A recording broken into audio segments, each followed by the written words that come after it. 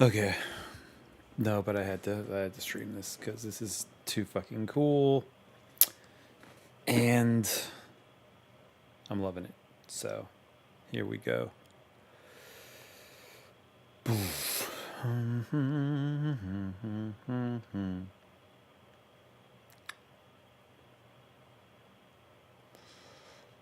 Toot toot toot.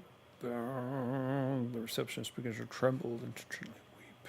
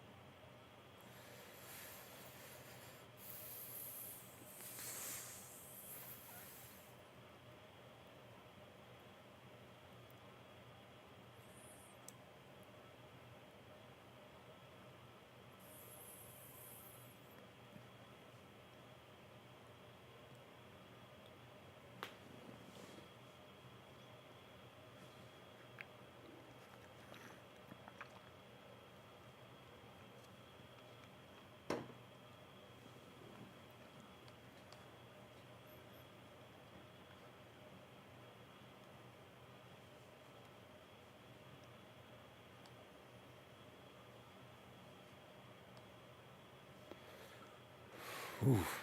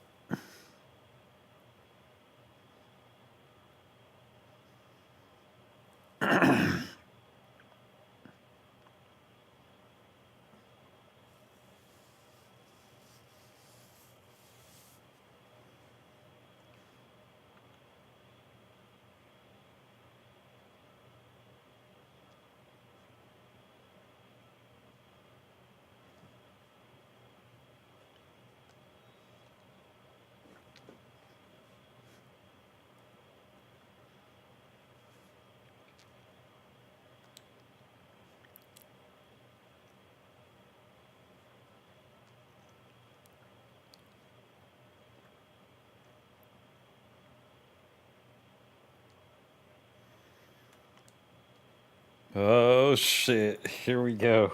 Oh no. Uh.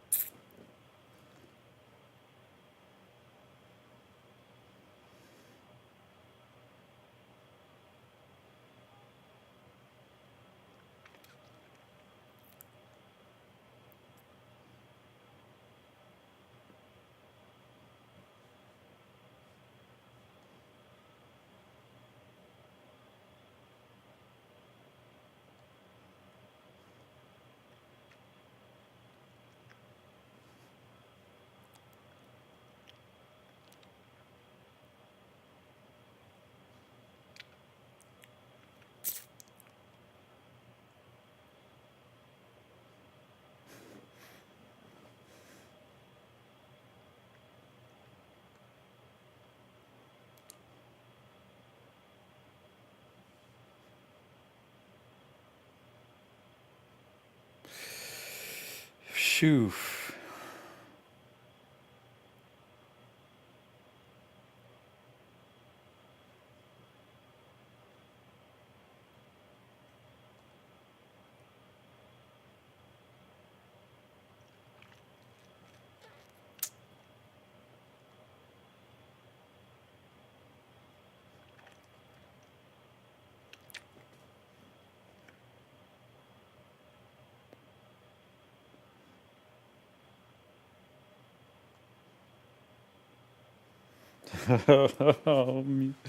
Oh man, this is crazy. Okay, here we go.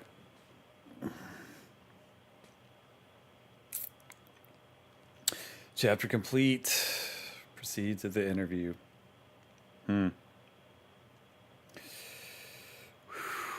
Whew.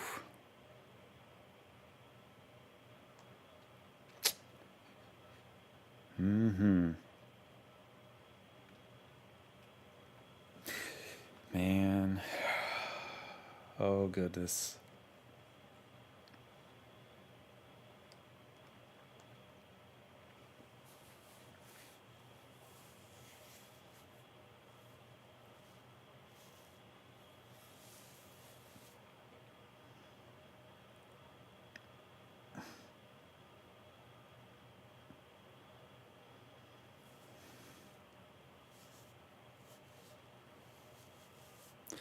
Just type in that's Greek shit. I don't know that shit. Oh, okay.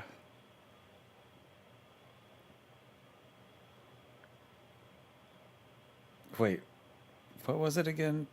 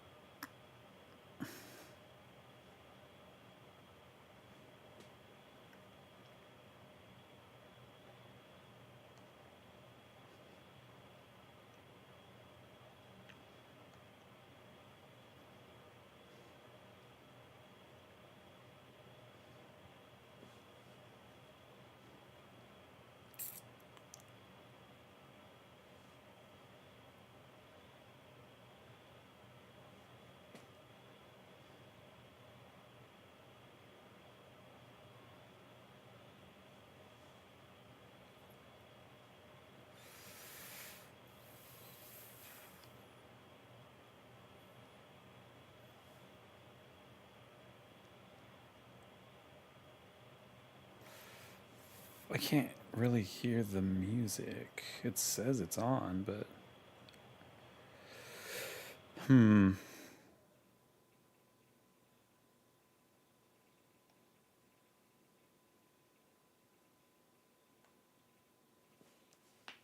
squinting at the control panel, you try making sense of the assorted icons decorating each key, trying to intuit the twisted logic linking them together.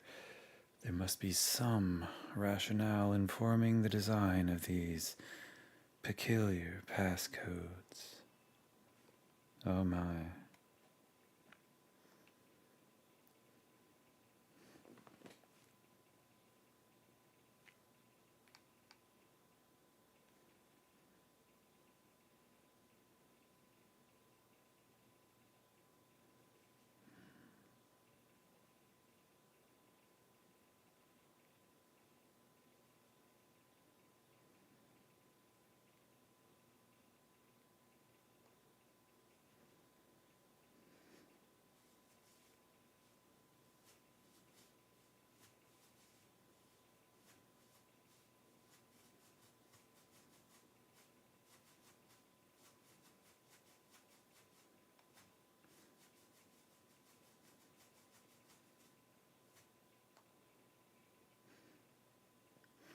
I hope you're as excited for this interview as I am, friend. At the risk of sounding biased, I have very high expectations for you. Oh man. The woman who recommended you for this position, your aunt, I believe, She had nothing but great things to say. She assured me you were an extremely positive person with a permanent can do attitude and exceptional emotional resilience. And that's exactly the kind of person we need more of here at Smyrna Core. Oh.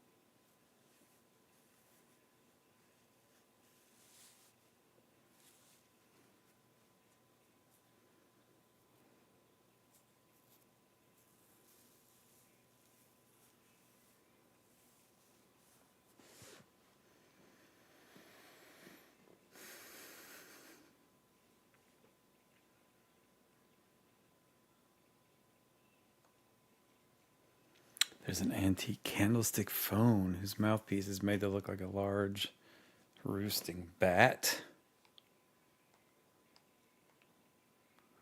On that side, there's an old fashioned record player adorned with a gaudily gilded Smyrnacore logo. Right there in front of you, there's a nameplate engraved with the words Habuya Borgard, Senior Substitution Department Supervisor. And scattered all over the place, there are piles of VHS cassettes, each one labeled with tags written in Latin, Farsi, or ancient Greek. Oh.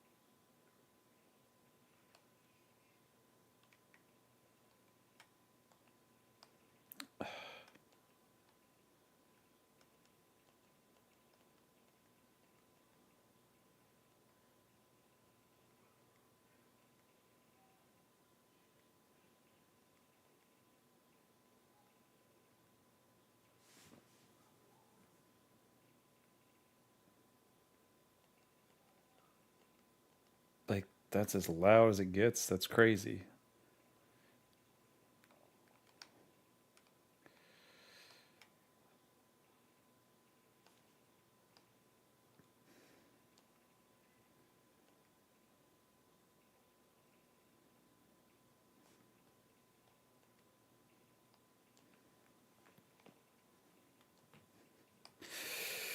Yeah, I have clinical depression, a crippling chemical imbalance lodged deep inside my brain, makes good days bad and bad days harder.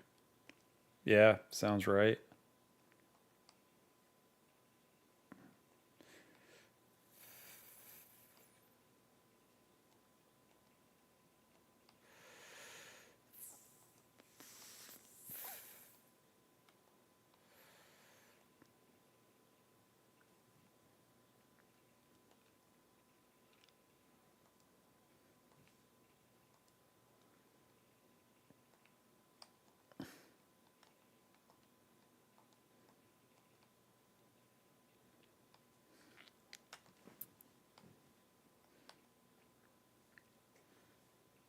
Yeah, really is.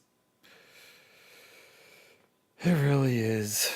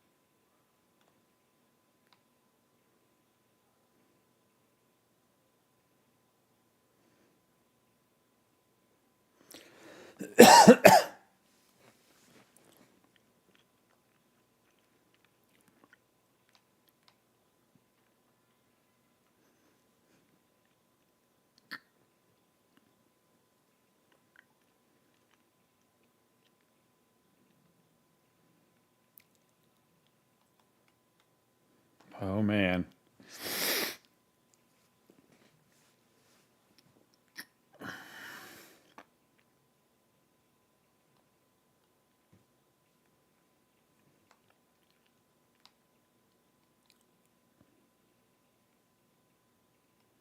That's right. We gotta ace this bitch.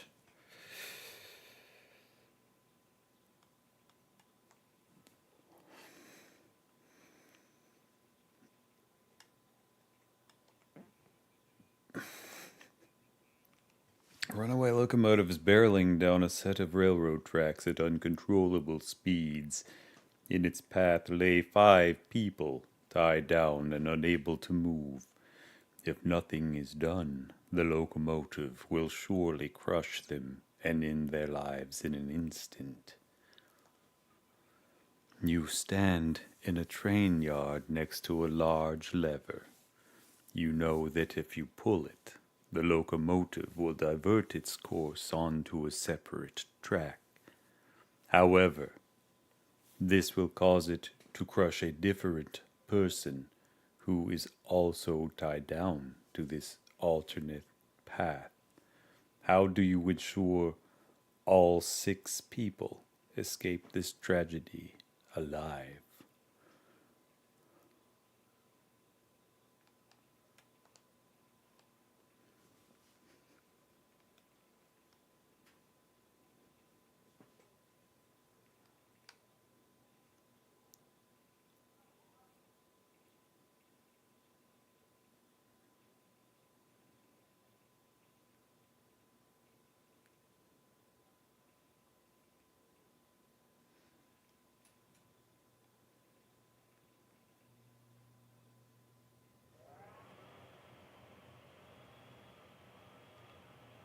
Hmm.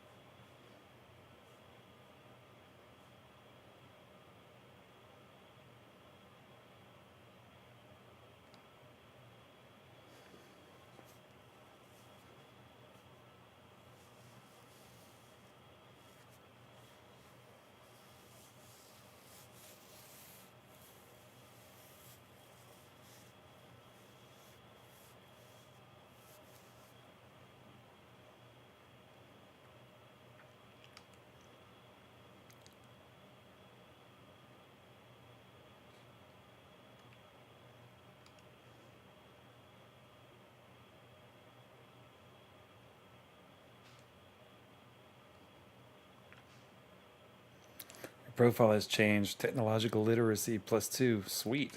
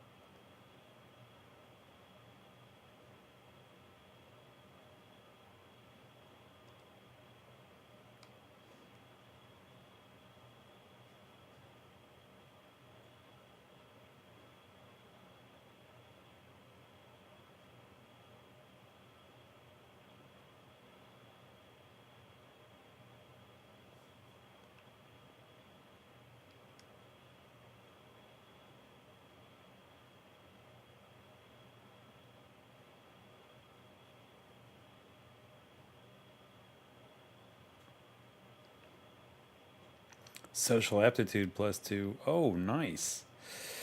Now then, onward to our final inquiry regarding your schooling. I would like for you to, well, if you could just explain the, goodness, how do I phrase this delicately?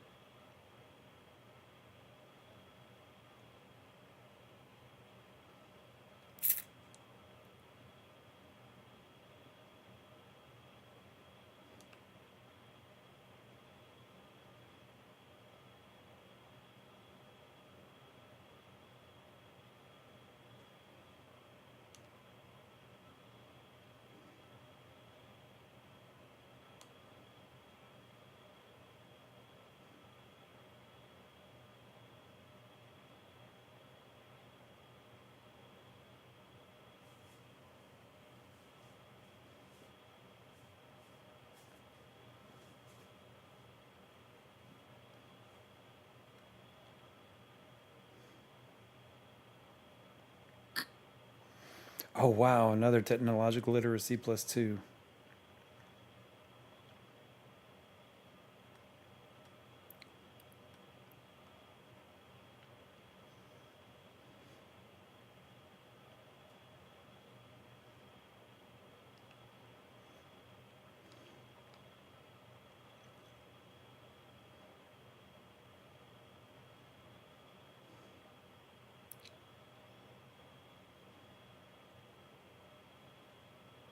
Oh, sweet.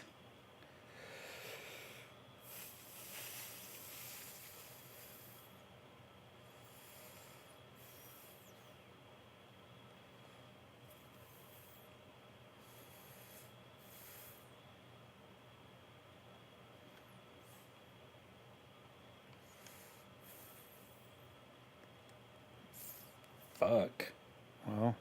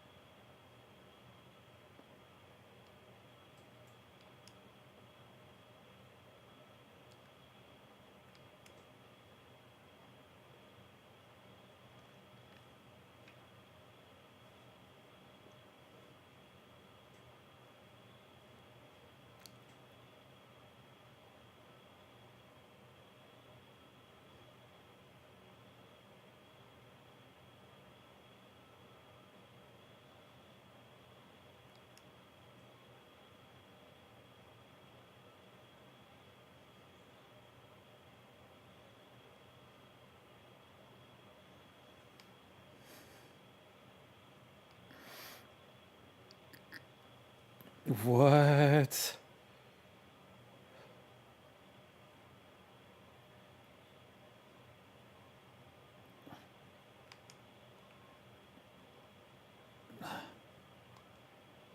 Uh,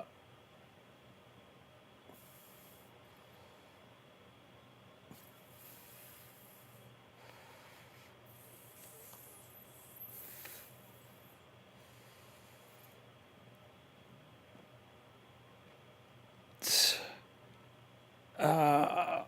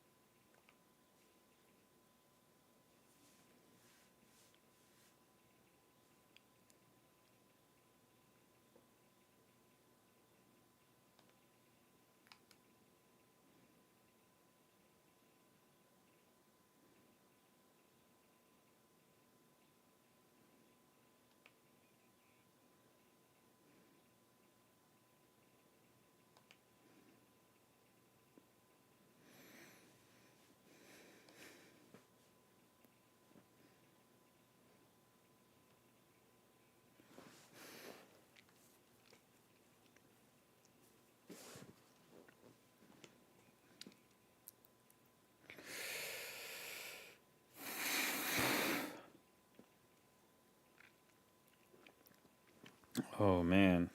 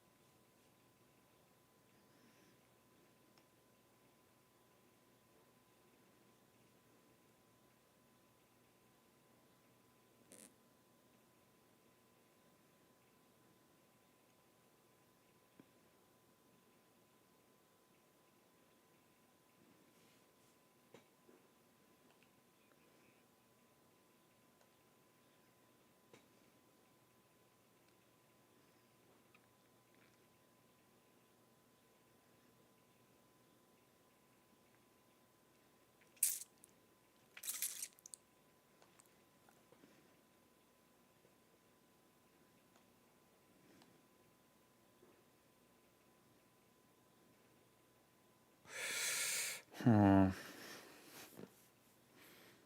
dude, what? Well, fuck. I need to do this too. I forgot. Okay.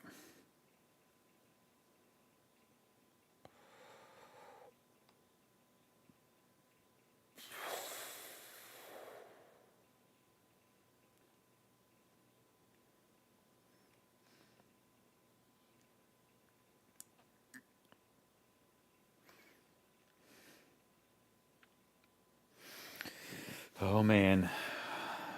Here we go.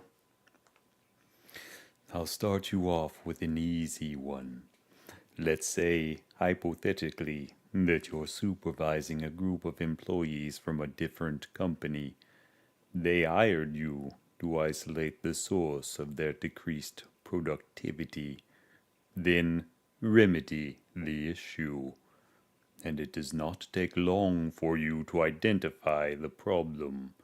One of their staff members is extremely troublesome. He. The giant pauses, uttering a tisk of irritation. It seems he wasn't supposed to specify this mystery employee's gender. When he speaks again, he enunciates slowly with more careful consideration. Oh man, this is so good. This hypothetical individual has an undeniably inadequate productivity level. They never meet bare minimum expectations. They lack punctuality, disrespect their colleagues, browse unsavory websites with company property, instead of dedicating their limited work hours to completing overdue, urgent paperwork. Their misconduct is continuous and condemnable. The employee has been given multiple warnings and provided with opportunities to improve their performance. Both have either failed or been ignored. The client is contemplating firing the problematic worker, but are concerned that becoming understaffed during an especially critical moment of the fiscal quarter could jeopardize their important deadlines. What do you think should be done to reestablish the client's baseline productivity? Well,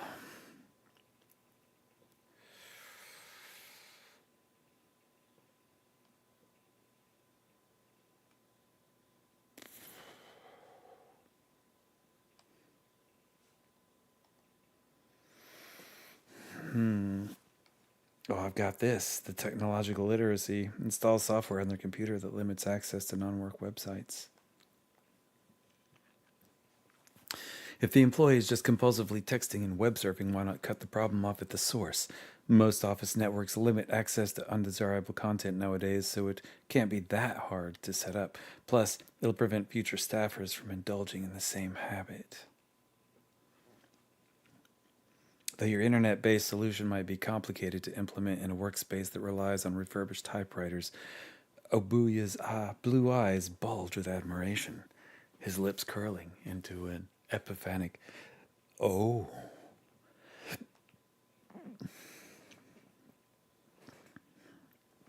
This is exactly why I keep telling upper management we need fresh thinkers in the office.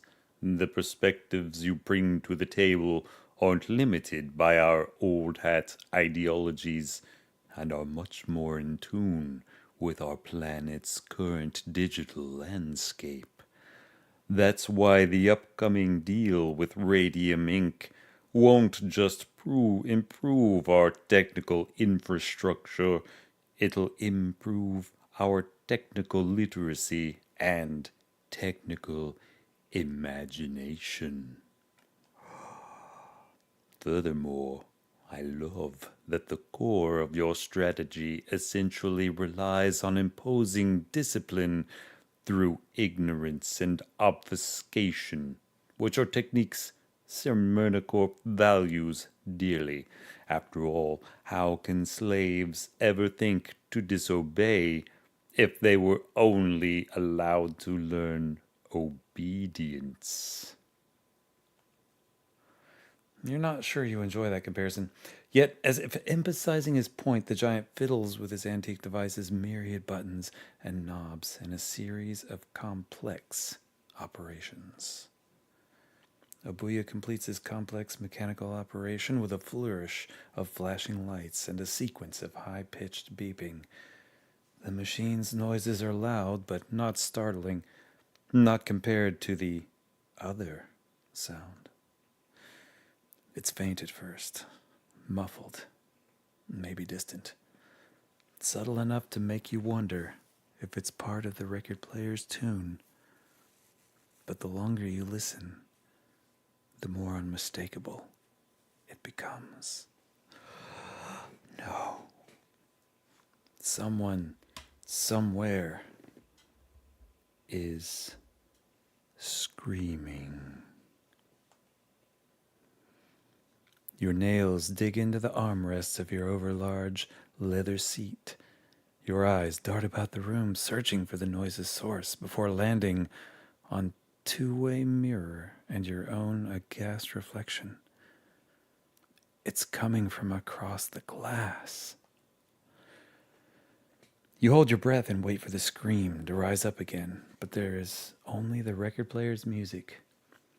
Music and the white noise buzz of Burgard's machine as he you back to attention.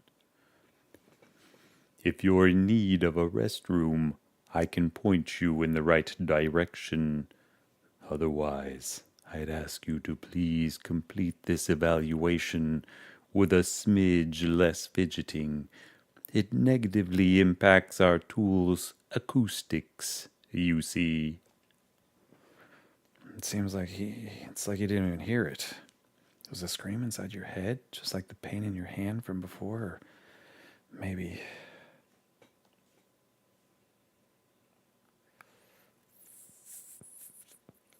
Massage your blood-stained palm and pretend nothing happened. You hold your tongue, unwilling to disrupt the tool's acoustics any further. Besides, strange things have been happening ever since you set foot in this building, and everyone's been acting like it's completely normal. There's probably nothing wrong, right? Abuya flips another switch.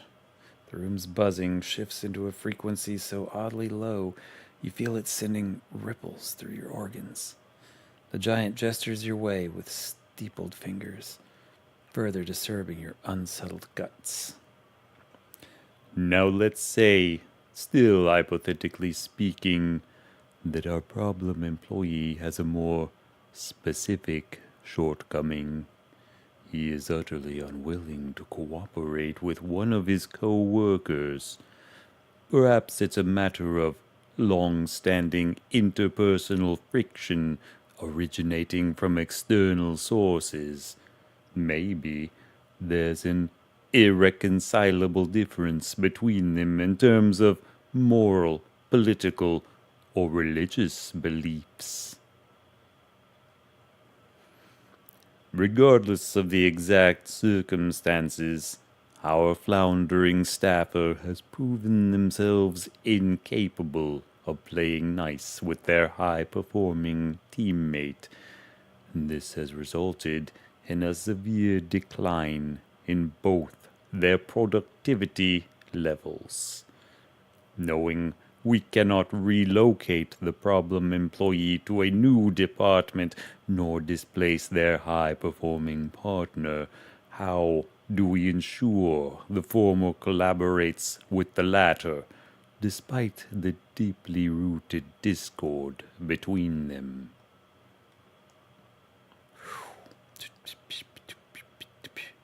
Principles are learned, not biologically dictated. Teach them new values, better suited to a workplace.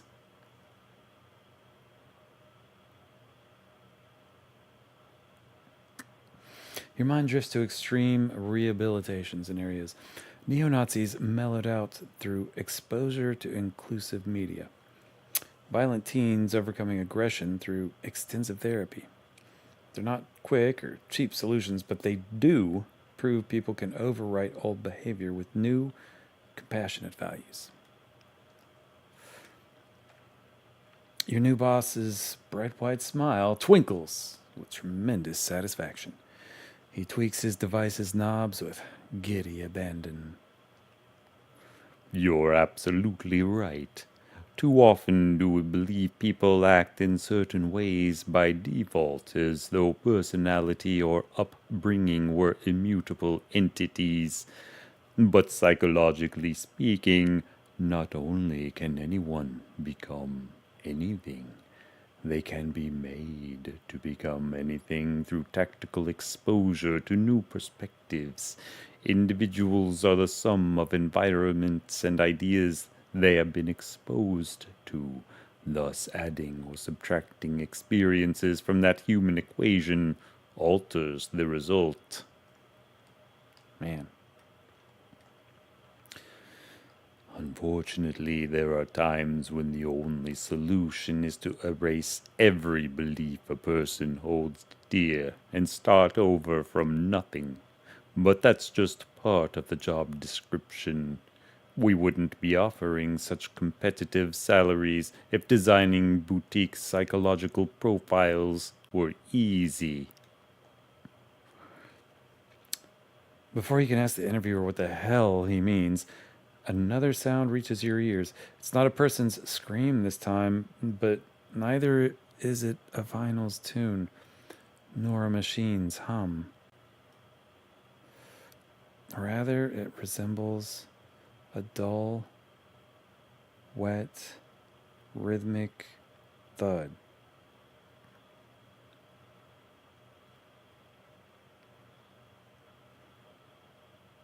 Once, twice, thrice you hear it, a little louder every time.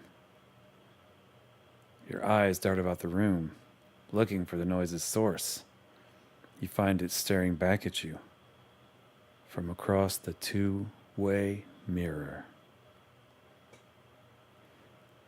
You see the handprint of a blood-stained palm slapping against the looking glass, begging to be let out.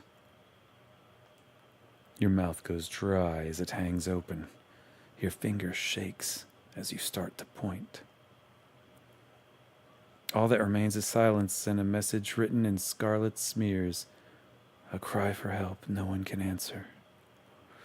Abuya looks over his shoulder, seeing the red stain. You wait for him to react, to gasp or even scream. All he does is harumph at it, annoyed. I really need to put more pressure on that janitor. The soundproofing in here has been unacceptable as of late. With more grouchy grumbling, he tweaks a couple of his device knobs as if nothing happened. Then, noticing your aghast expression, he furrows his brow, not with concern, but confusion. Is something the matter?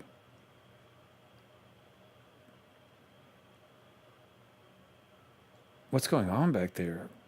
Your voice cracks as you shout, but Abuya appears unperturbed, bored even, perhaps disappointed at your lack of calm. Reluctant, or perhaps defeated, the man provides a brief, albeit unpleasant explanation. As stated previously, contractual obligations prevent me from revealing classified company details. However, I assure you, this is all standard Smyrna Corps procedure. Now please control yourself until said procedure is completed, or I'll have to contain your outbursts by any means I deem appropriate.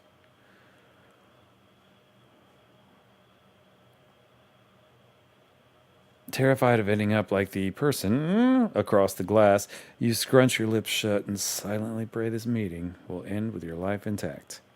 The tweed behemoth applauds your wisdom with an ever-widening smile. Wonderful. I'm thrilled you're willing to be so cooperative despite these distractions. Now, regarding the conclusion of our conjectural conundrum.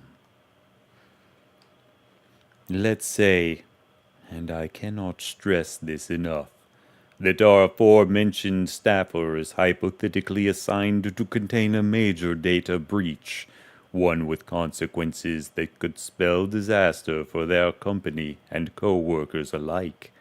The sensitive nature of this task requires them to exterminate or indefinitely debilitate any individuals who have witnessed this leak in formation, so that they have become incapable of further dissemination. In this case, the information has only been accessed by two people, the employee's spouse and their prepubescent offspring. Needless to say, our employee was reluctant to perform their duty and exterminate these individuals. However, if either family member remains alive, the company stands to lose everything. Furthermore, should they refuse to tie up these proverbial loose ends, you will be required to do so in their place, as outlined in your Smyrna Core contract. In short, how do you ensure these targets perish as intended, and that this data breach remains contained, regardless of this problematic employee's hesitation?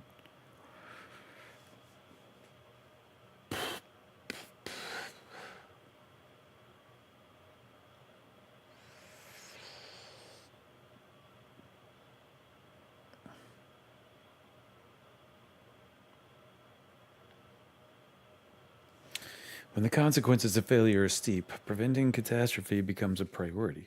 Thus, you stammer out countless cutting edge security solutions that could stifle data breaches before they happen, as well as suggesting a few methods to kill the company's targets without getting your hands dirty. At first, you were terrified that Mr. Burgard might view your answer as a cowardly method to escape an unenviable responsibility, but rather than disappointment, the man's eyes widened with unexpected intrigue. You know, I have never really considered the precautionary potential of digital technology in such a way before. Those inventions always seemed too full of security flaws to ever be reliable. But I suppose my short-sightedness is yet another reason why our upcoming partnership with Radium will be beneficial. What I most appreciate about your answer, however, is that it remains aware of our priorities while considering unorthodox yet humane options. After all, you never asked me to spare the lives of our problem's employees' family members, nor did you question the importance of containing that data breach. You merely accepted the facts and considered a solution wherein something else could resolve the issue in your stead. That, my friend, aligns perfectly with Smyrnacore's replacement-driven philosophy. Before you can contradict any of that, the Tweed Behemoth's strange machine begins emitting a deep moan, its monitor finally displaying your evaluation's tallied results. Well, this is genuinely impressive. I had high hopes for you, but this exceeds even those anticipations by considerable leaps and bounds. Most of our employees need months, if not years, of training to properly optimize our procedures while foregoing all ethical concerns. For you to demonstrate such dedication to efficiency without need for orienteering, that tells me you're destined to accomplish great, terrible things at this company. Why, I barely had to make adjustments to your doppelganger engineering suggestions. Doppelganger. Unfazed by your panic or bafflement, Mr. Burgard reaches for a nearby candlestick phone. The mouthpiece's realistically macabre roosting bat design makes it seem like he's clutching a live pipistrelle and shoving it against the cavern that is his giant mouth.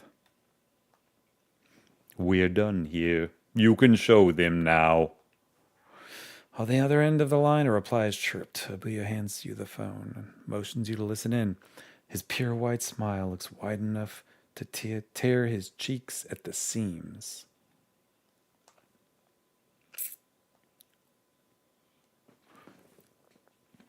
He gingerly sees the occult antique.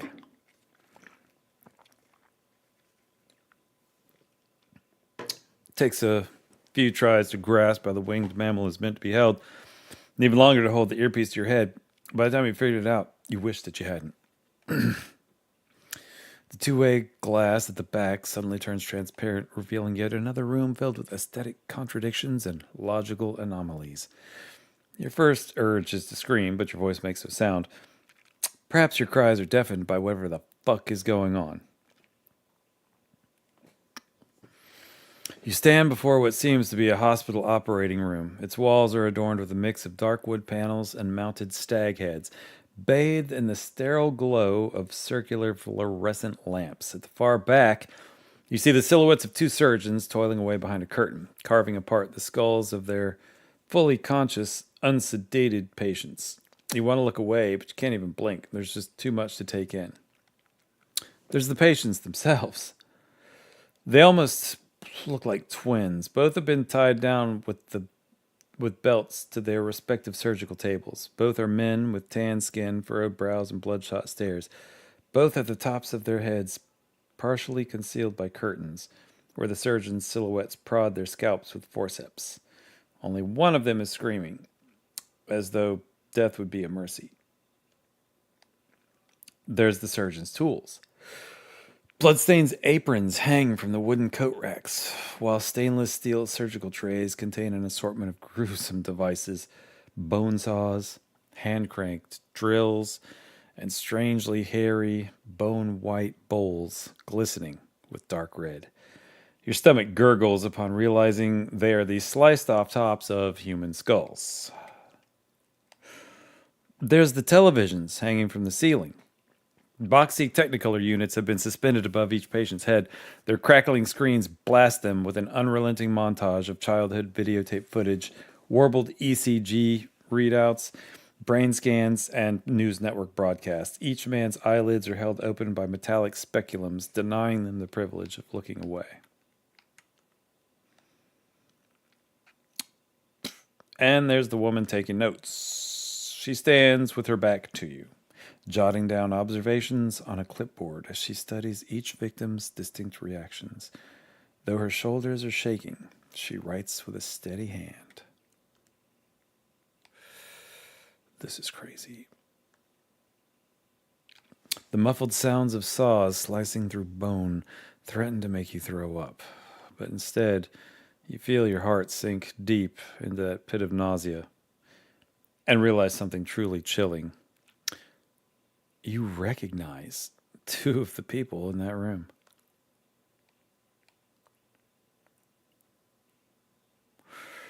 So the patient is the dude, is their former employee, and the clipboard wielding lady is Meluise, or whatever her name is.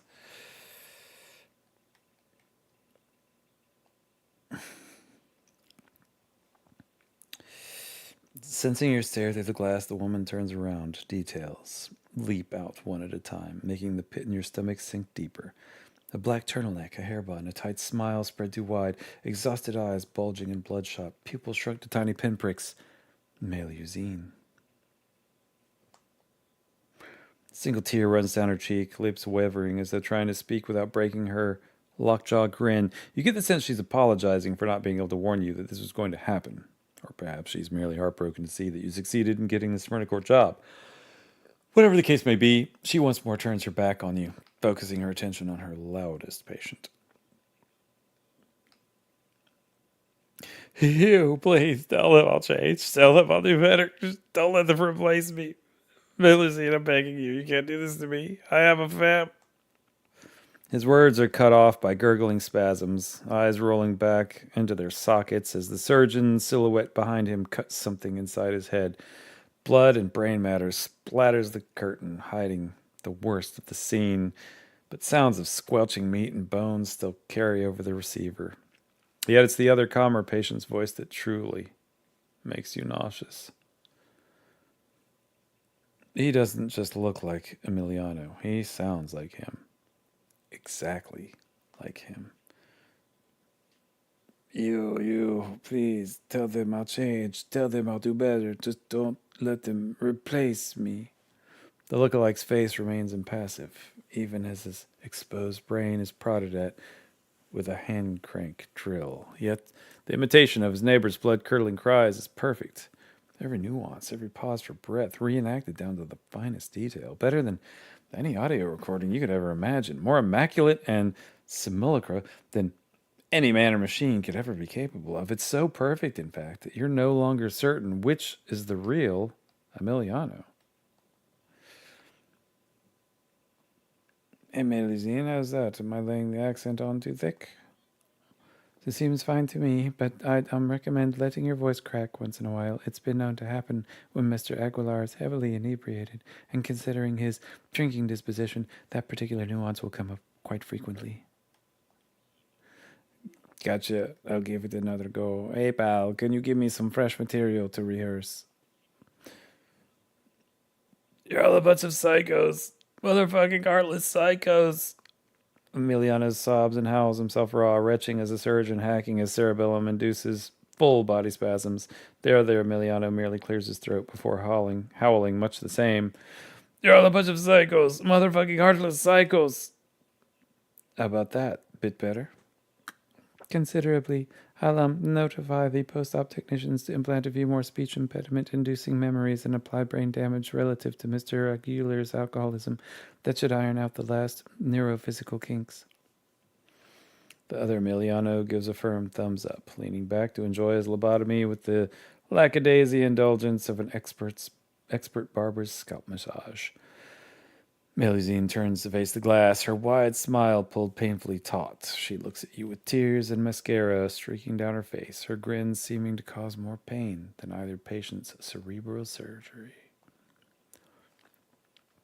Well, was there anything else you needed to see, Mr. Burkhardt? No, thank you, dear. That'll be all. Just wanted our new hire to get a better idea of the daily grind. Oh, but do let me know if we need to make adjustments to mediatic nutrition, will you? I'll be on standby. With a curt nod, the receptionist turns her back. You hear a click, then a dial tone, and the phone's ceaseless screaming abruptly cuts off. Across the glass, Emiliano thrashes with all his might, the sound of his screeching muted once again. So, what do you think?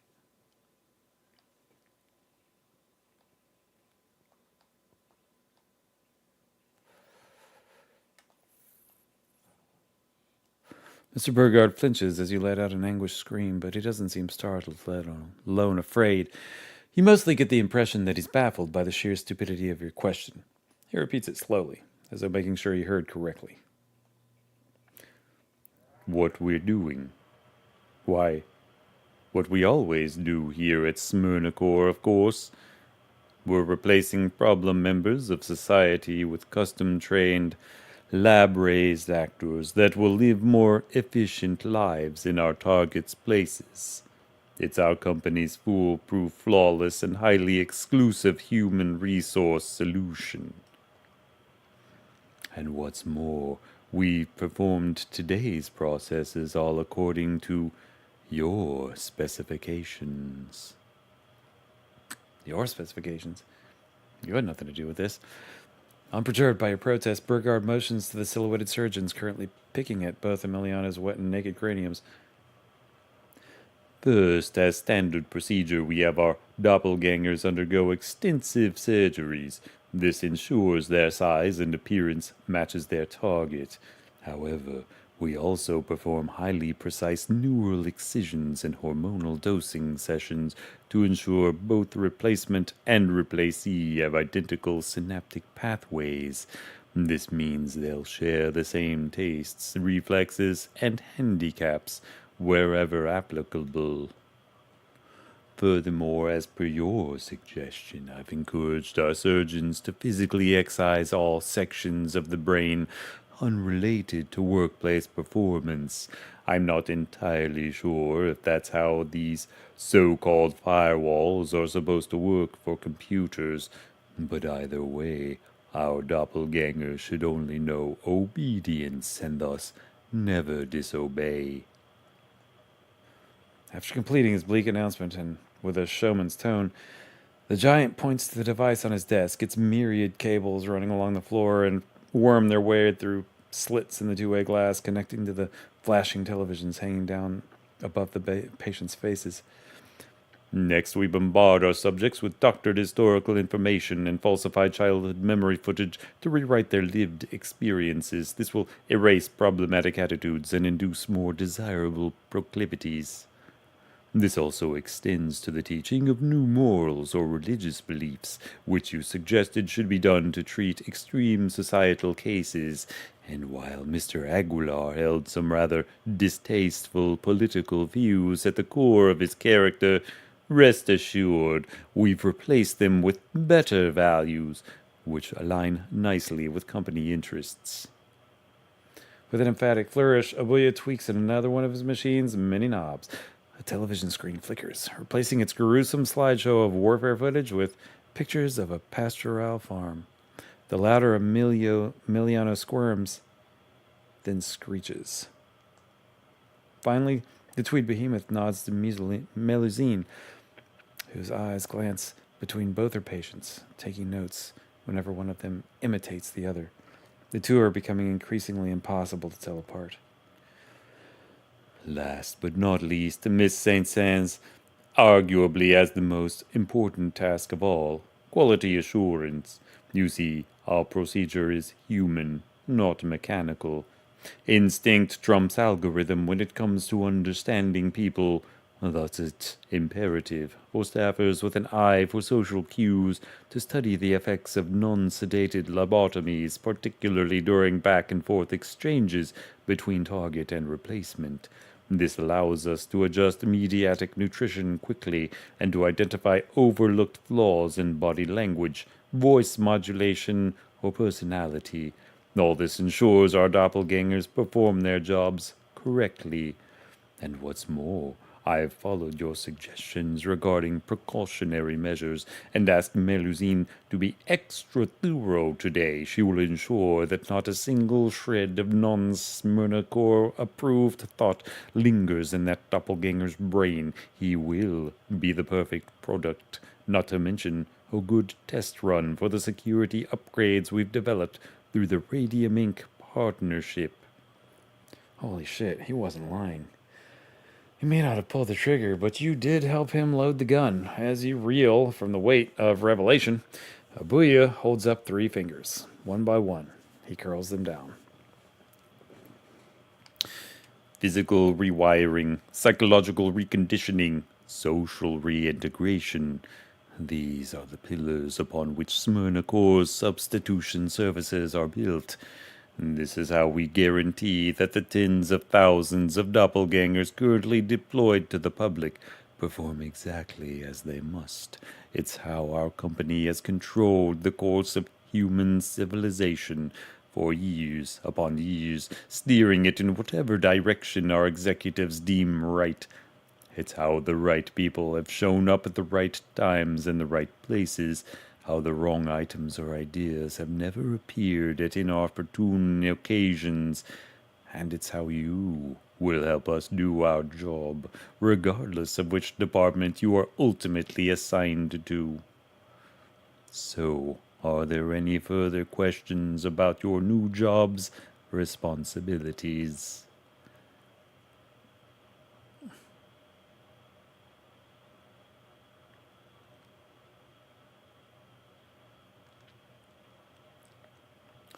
The only logical explanation is that she didn't know this kind of insanity was occurring in her workplace. After all, the woman can definitely be a little artless, but she wouldn't stoop to getting you a job torturing people just to get her rent money, would she?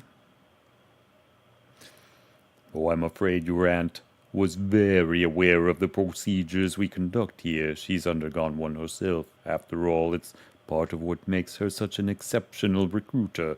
But please don't resent her for keeping so much sensitive information confidential. To borrow an expression, we have many fingers shoved quite deep into a surprising amount of pies. The Tweed behemoth spreads his arms, taking up a dramatic stance. His muscular limbs cast a vast, all-consuming shadow, much like the one his company must cast over the world.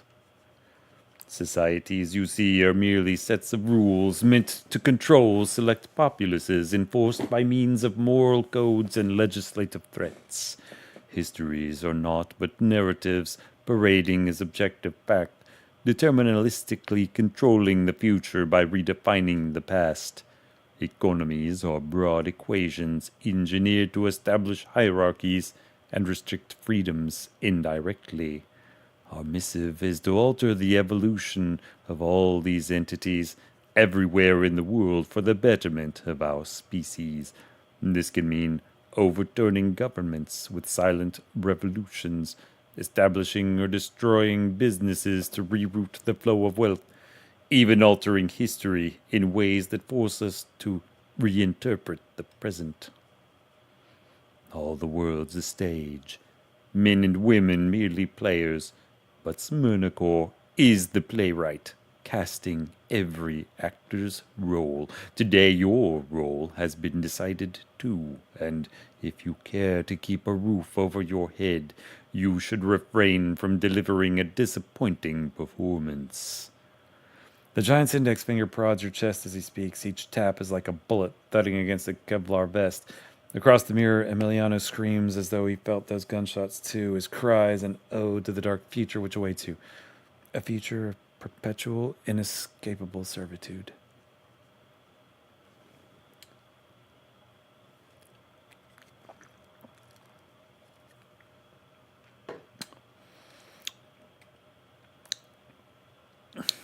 The thought of helping these monsters makes you sick, but turning down the offer means you'll end up on the street. Thus, you promise Burgard to work hard and do better than Emiliano, for now. Wonderful. Be advised, you'll need to perform very well for a very long time if you intend your time with us to be temporary. After all, we've already assigned our first contract, and its strictest clauses do not expire any time soon. The man's pale eyes drift toward your hand, the one he shook that you thought was bleeding. Looking into your palm, you realize the hunch was fully justified because something did pierce it.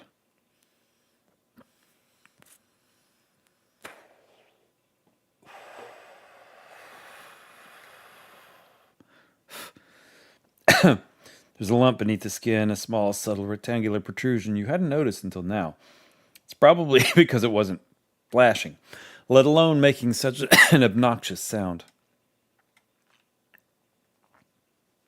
Beep, beep, beep, beep. This, my friend, is what we refer to as a non-disclosure microchip, a brand new addition to our confidentiality policy, specially designed by our future partners at Radium Inc.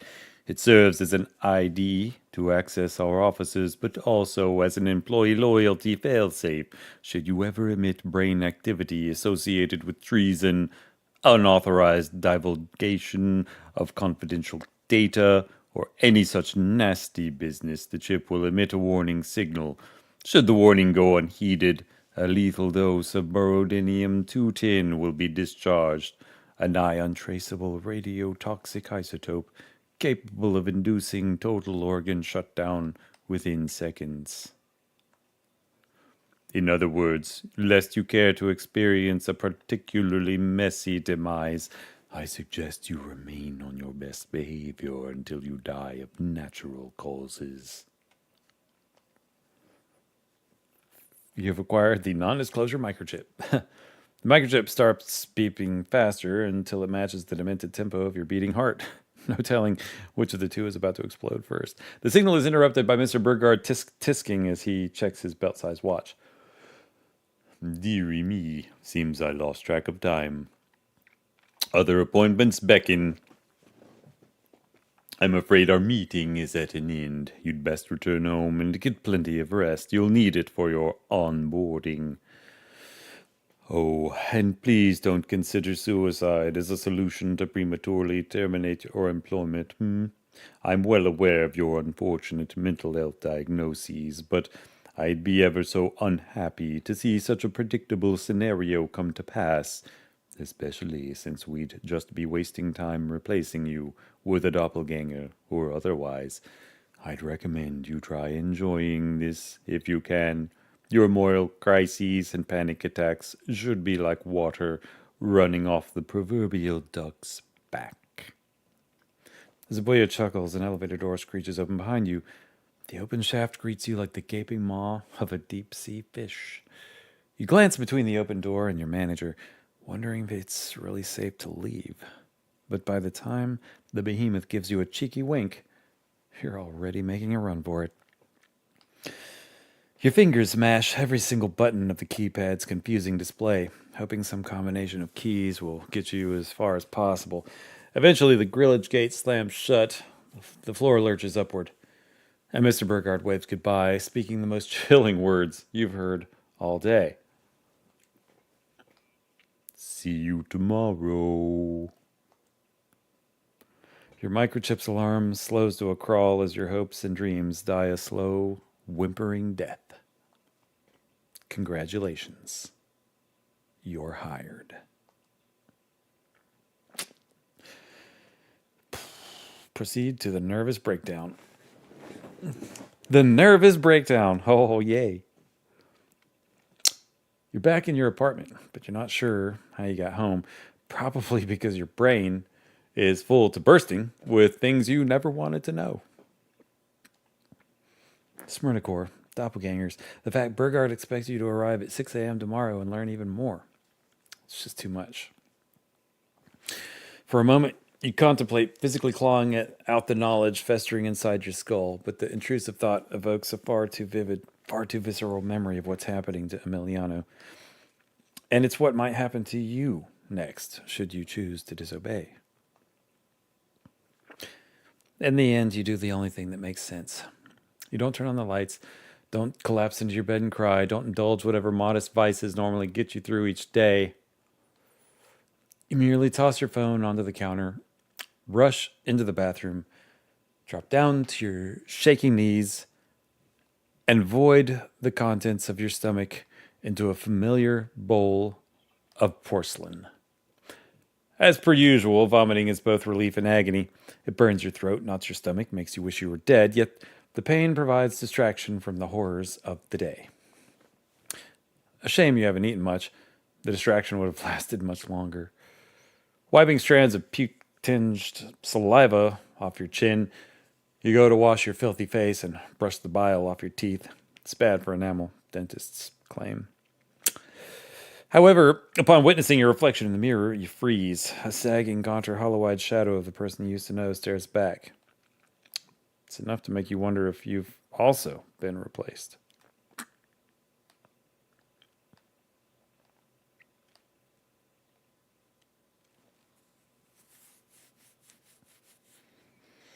This is too much. Leave and go cry yourself to sleep. Yes. It's only 7:30 p.m., but you can't handle another second of being awake. Besides, you have work tomorrow and every single day after that until the day you die and beyond. Basically, you need your beauty sleep. Not bothering to flush or vomit, you leave the bathroom behind and lumber towards your bed. You'll probably regret the smell in the morning, but it's quite literally the least of your concerns. As you navigate the unlit apartment, you sidestep stacks of trash and laundry by memory alone. You haven't tidied up in a long time. The placement of each garbage landmine is familiar enough to be subconscious. And that's what lets you realize that something is wrong. The floor is squeaky clean against your feet. Your bed sheets snugly pulled and fitted, the musk of shame and body sweat replaced by one of ammonia. In a panic, you flip the light switch, and your suspicions are confirmed. Someone broke in while you were gone, and they cleaned the place.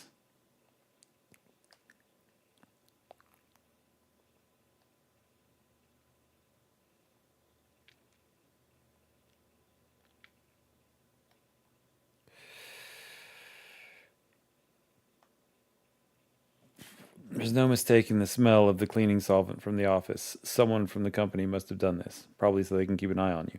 Grabbing a screwdriver and some pliers, you scour your apartment for proof. Sure enough, your paranoid hunch has proved correct. Though most of the devices are too small to see without squinting, the more you search, the more you find. There are cameras hidden underneath inside power outlets, microphones tangled in light bulb filaments, some sort of radio-based photographic recorder concealed in your smoke detector. And the second you try removing one, a familiar screech is heard. Great. Trying to regain a little privacy could end up killing you. And trying to flee instead, well, who knows how far you'd really make it. And if they're aware of your every move, your skull throbs as you contemplate methods to escape, but every option you come up with feels more futile than the last. Leaving the country and changing your name likely wouldn't be enough to wriggle out of Smyrnacor's grasp. Suicide accomplishes nothing if doppelgangers can replace you. Considering betrayal by leaking company secrets, a pinprick of green flashes beneath your palm as the Smyrnacor ID chip reacts to your controversial thoughts. As long as this thing is in you, you'll never get anywhere. You have to do something about it.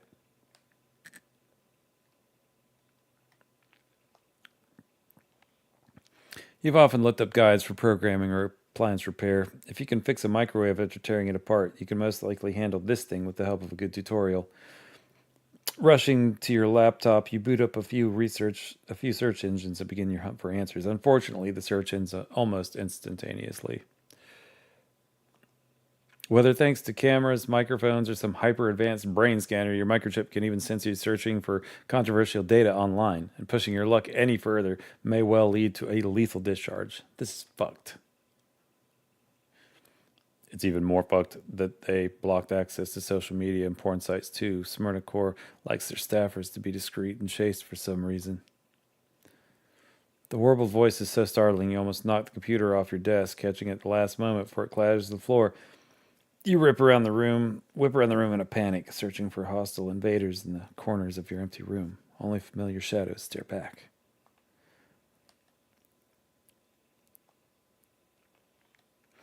You raise your laptop like a weapon and try to make yourself sound intimidating, but your cracking, half-sobbing voice isn't particularly threatening. The unseen stranger's warbled spiel continues without missing a beat.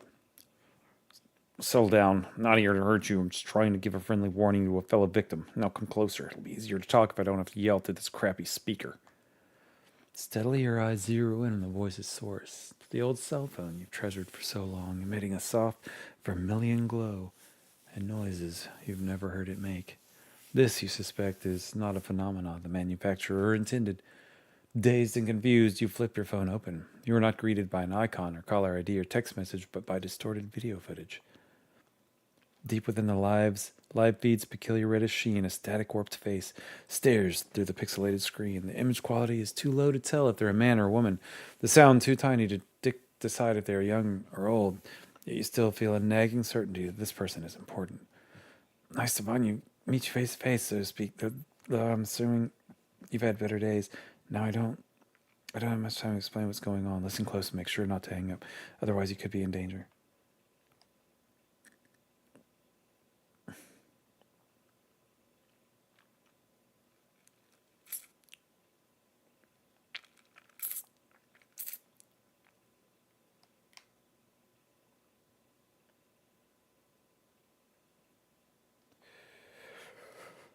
High-pitched pulse of static rings out of your device. Laughter, you suspect. Odds are this person wasn't expecting you to agree so quickly, but they certainly aren't complaining either. Thanks. I knew I could count on you. Call me L, by the way. I'd give you my real name if I could, but if Smyrnacor ever picks our brain for answers, they could figure out who I am, where I live, or what I'm planning, and neither of us want that. That you do not, especially since this L person doesn't mean brain picking in any metaphorical sense. Your palms begin clamming up and your breathing becomes shrill. Maybe this was a bad idea.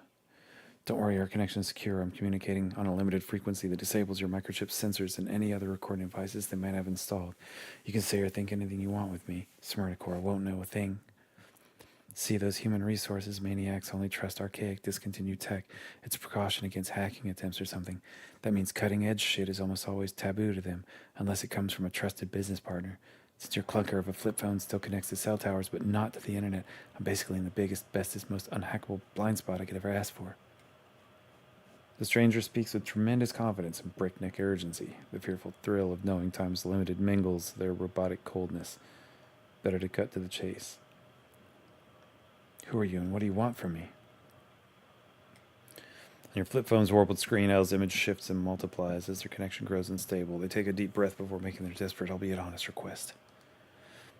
Oh, I am doesn't matter right now, but what does is the fact that I want you to take down Smyrnacore, dismantle the entire company, reveal what they've done, and set the human race free. To do that, I need help from someone on the inside, and you're literally the only person on the planet I can trust to do this. Your eyes bulge, your pulse quickens. A stranger has just promised to tear apart the bars of your new cage. It must be a miracle, or perhaps too good to be true. I don't know how much you heard about Smyrnacore's upcoming business partner during your interview, but it's they're looking to team up with this humongous tech conglomerate, Radium Inc. That's right, you did hear the name mentioned a few times, not just the office, but on the news too. Hell, you vaguely remember applying to work for them as a programmer a few months back, which obviously didn't pan out. But perhaps that rejection was for the best. As the makers of some most advanced consumer devices on the planet, Radium's technologies are ubiquitous worldwide. From security cameras to self-driving cars, communication satellites, and smartphones, far more advanced than your antenna-breaking model. Their digital footprint is everywhere. However, their list of human rights violations is just as vast. Not a day goes by where the media won't report their latest lawsuits, their inhumane worker abuses, their hazardous waste dumping, their illegal data laundering, or even their consumer deaths. It's honestly a miracle the company hasn't already been sued into oblivion. Yeah, well, that might be happening pretty soon. I don't know all the details of the contracts they're working on out yet, but I do know Radium is in deep shit. The company needs money fast, and since Smyrnacore is just about as cutting edge as a dial-up modem, they see a ton of potential in purchasing a more contemporary competitor. Thing is, this buyout deal would help those maniacs control human history at a bigger scale than ever. The second this contract gets signed, Smyrnacore will have access to a full suite of new Radium hardware that's already been disseminated through a wider public.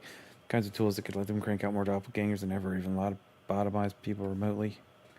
Think about it, entire countries could have their population replaced overnight, databases of sharing knowledge could be scrubbed in seconds, subjective truth and free will could forever become relics of a bygone past. The only way we stop that from happening is by hitting Smyrnacore where it hurts before their deal goes through, creating the kind of data breach this company would never recover from. Your head already full to bursting bloats with further revelations. You reach for something to hold on to and almost fall over trying. So many doubts, so many fears, so many goddamn questions swim about your brain until it feels like your mind is drowning in them. You don't even know where to start. But Elle's image blurs, worsening, static, warning you to start asking soon.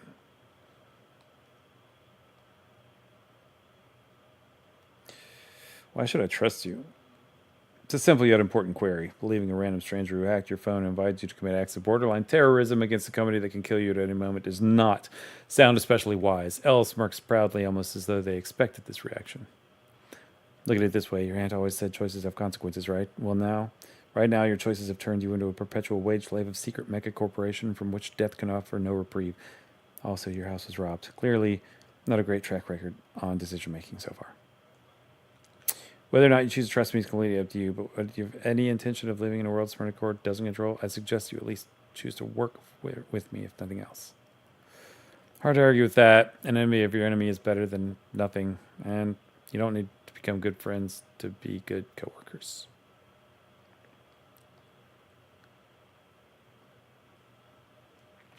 This contract sounds more like a one-sided acquisition than a proper partnership. Plus, judging from what little you know about Smyrnacore, they don't exactly seem open to compromises. Impending bankruptcy or not, how does this benefit Radium? Are you seriously asking why the ethically subhuman tech conglomerate has an interest in partnering with people who control the world from the shadows? Not to be a dick, but I think the benefits kind of explain themselves, don't they? In retrospect, they kind of do, yes. Still, you can't help the feeling there's something more to this. Either something Radium is plotting in secret or something Elle is deliberately refraining from telling you. Got any more brilliant questions for me, or can we finally skip past the preamble and agree to team up?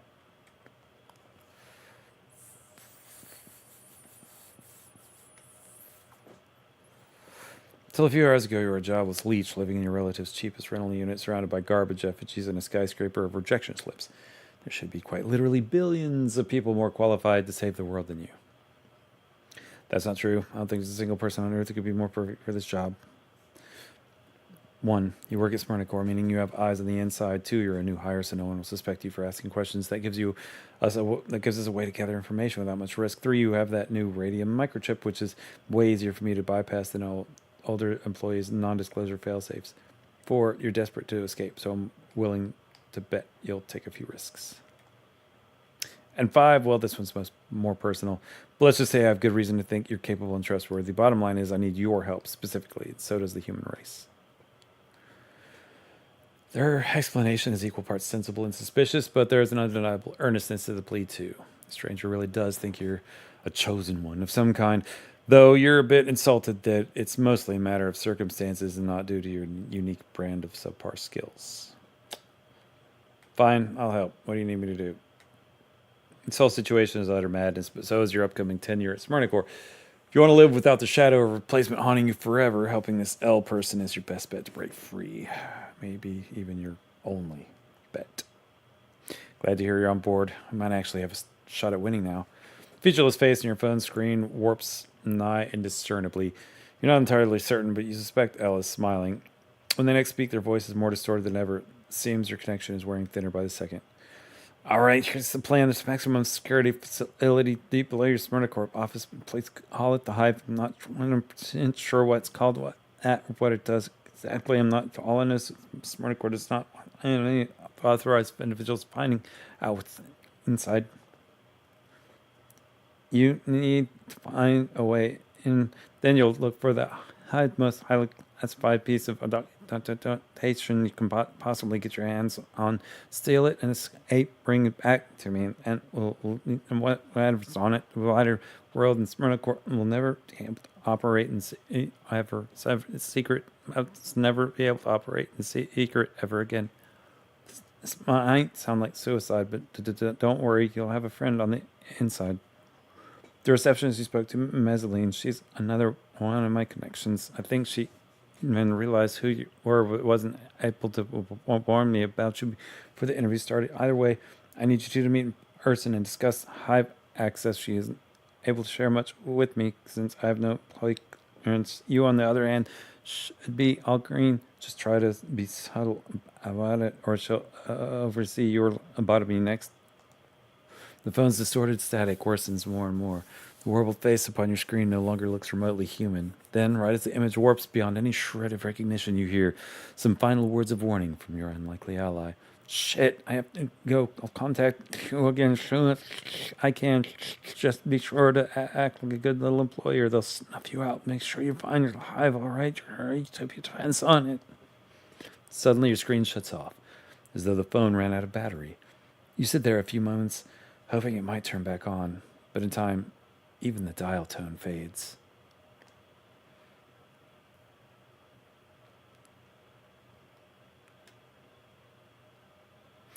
You wait and wait and wait, but nothing reappears. Eventually, you start nodding off and need to migrate to your mattress.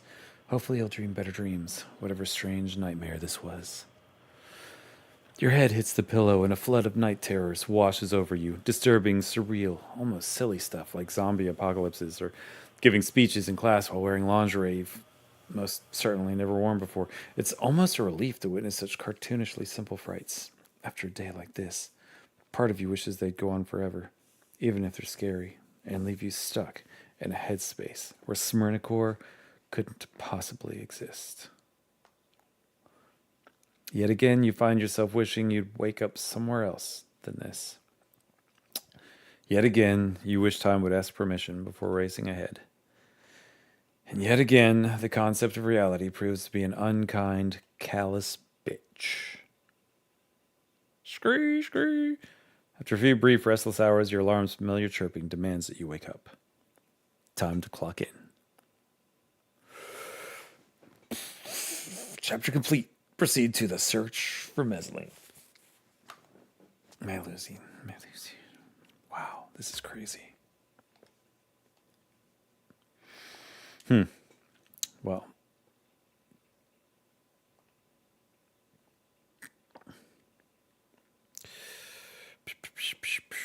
Let's do something else now. I'm tired of that. Oh wow. I hope it didn't. Yikes. Hmm.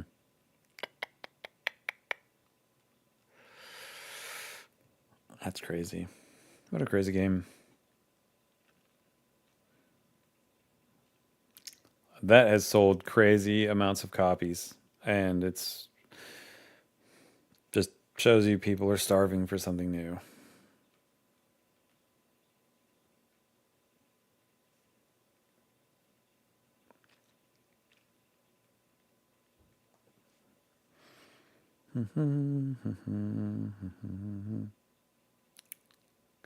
Yeah, I got that drop duchy. It's really, really cool.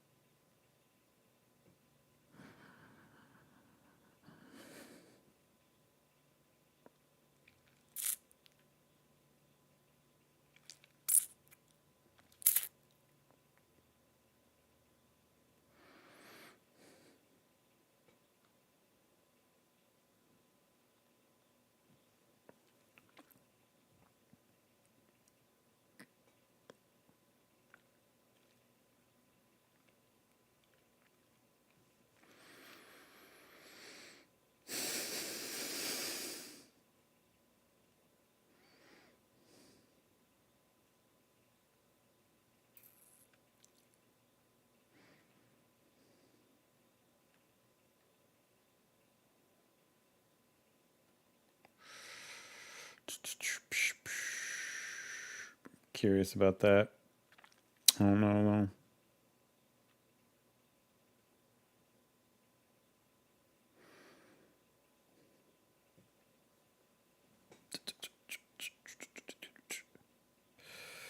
So much.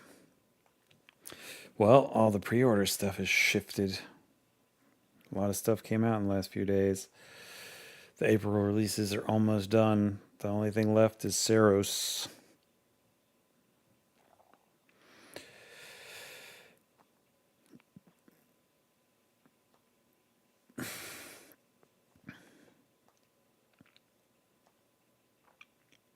And then we're into May. Already May.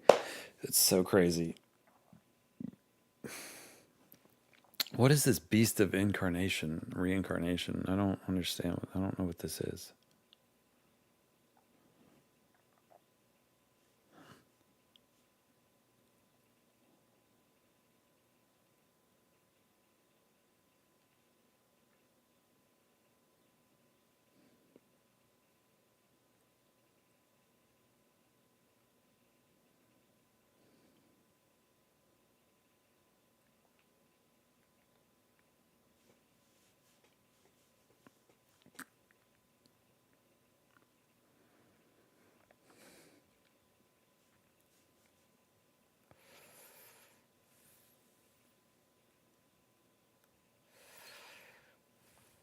Huh. I don't know. I'm just tired of single player though. They need to come with some better multiplayer stuff so we can do stuff together because all the single player, man, it's always been a problem, hasn't it? Finding any multiplayer of substance. As soon as you make something multiplayer, you kind of immediately make it monotonous.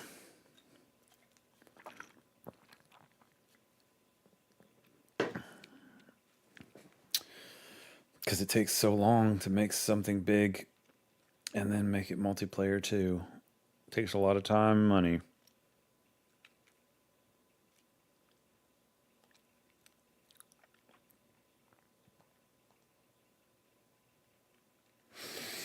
Let's do this drop duchy again. I want to try it. I want to try another run at this. This shit's crazy. It's really cool. I like it.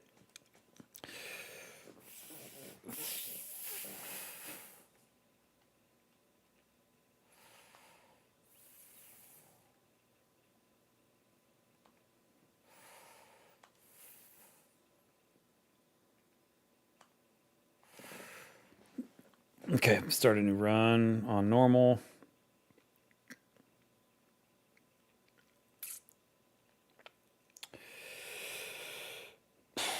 Turn 10 force into plans and man, that's cool if I can get all that done. Recruit 25 from a single watchtower.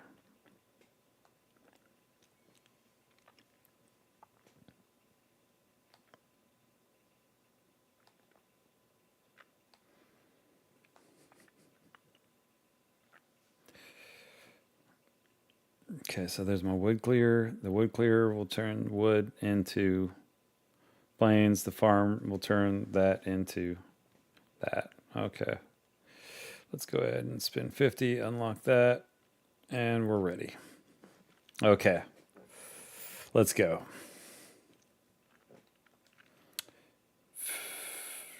Awesome. Awesome. This is going to work very nicely.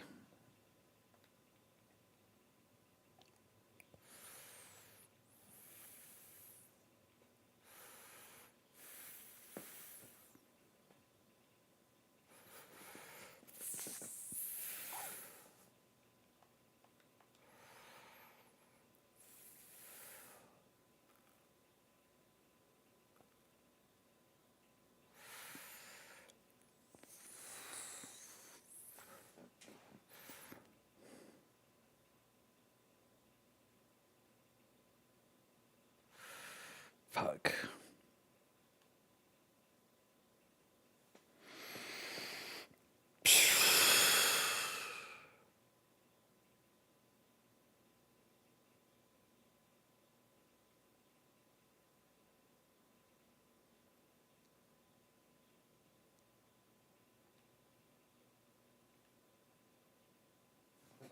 Shit, man.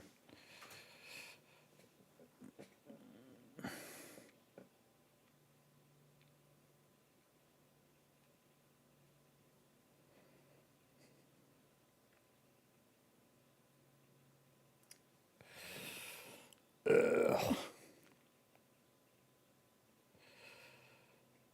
Shit. Ah, sucks.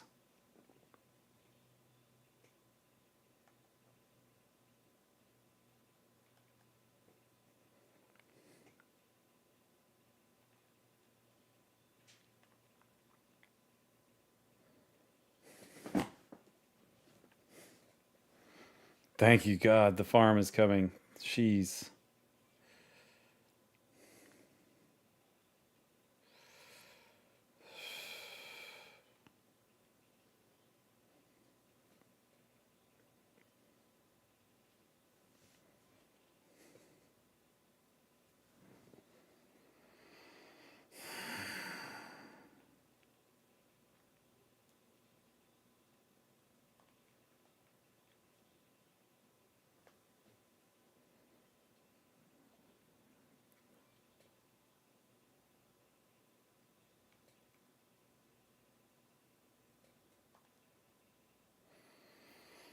Jesus, dude.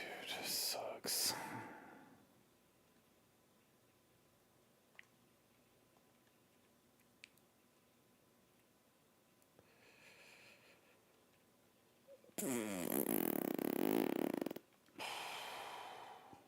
Man, I didn't make shit off that round. That was horrible. Oh well, I worked towards my count on that farm thing. Jeez, dude. Wood clearer, forager hut, or exploited lands. Each square counts as a field that it gains.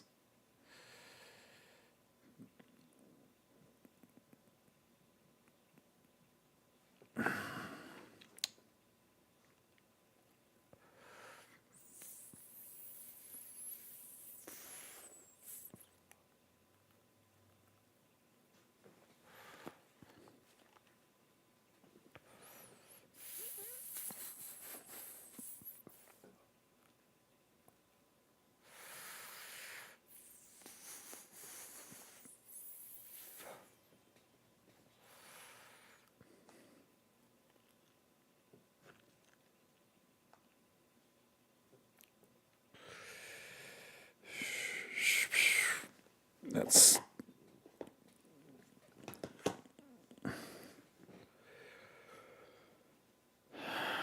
Let's see.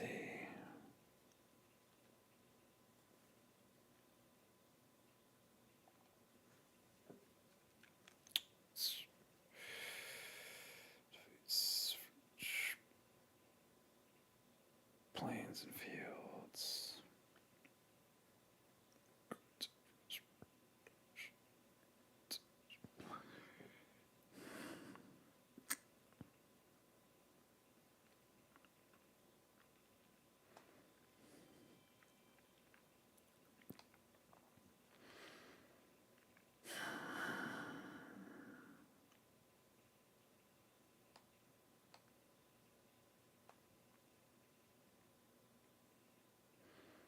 Just take the 200 food for now.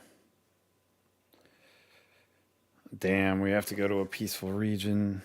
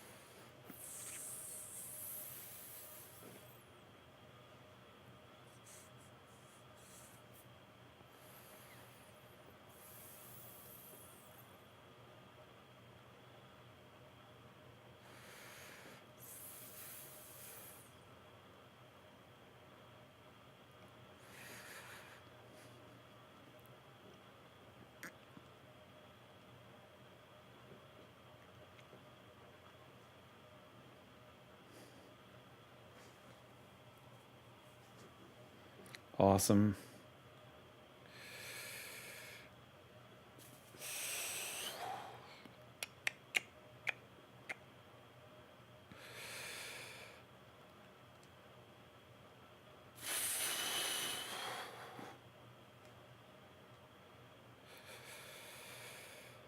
Oh my god, dude.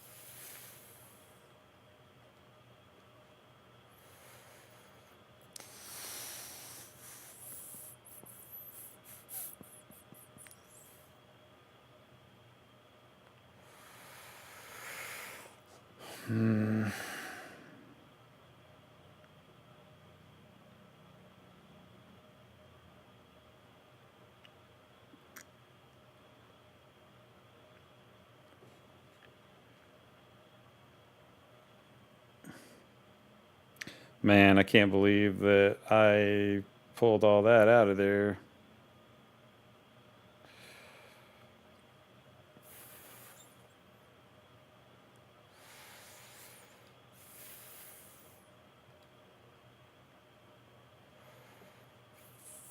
Fuck yeah. That went from disaster to something cool, actually. One of this faction starting cards will start every future run fully already upgraded. Awesome. So farms will be upgraded. Sweet.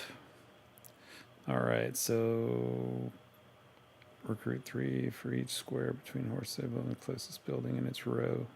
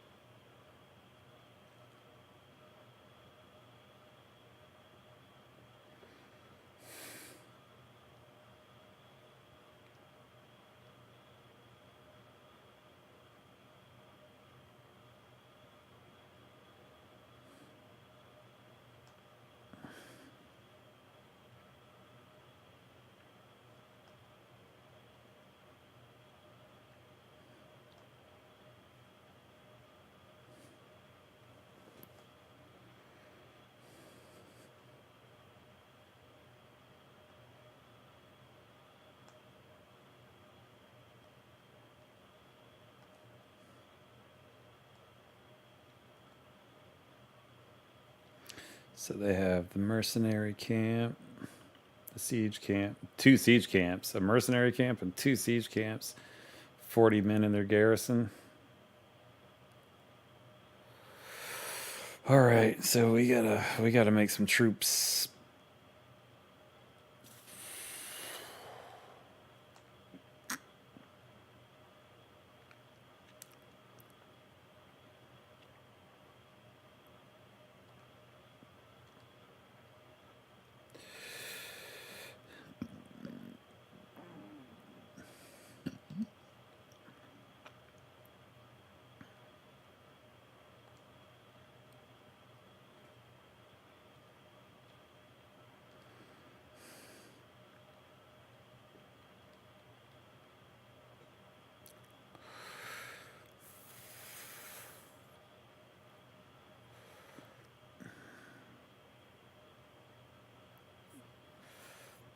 Fuck, this sucks.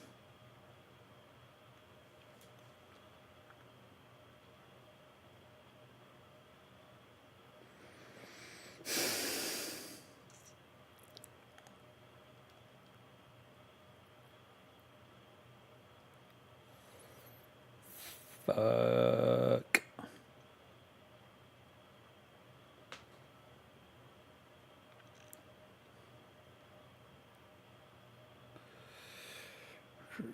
For each production range.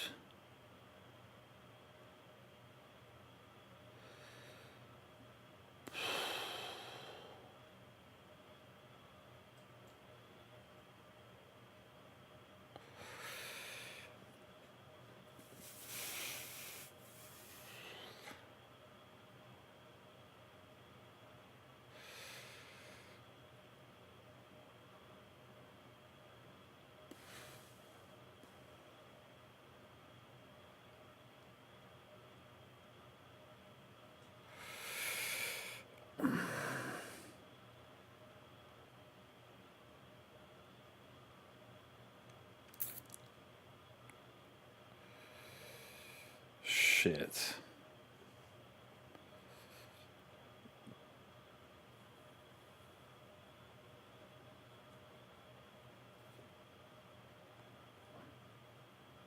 Yeah, let's do that for now.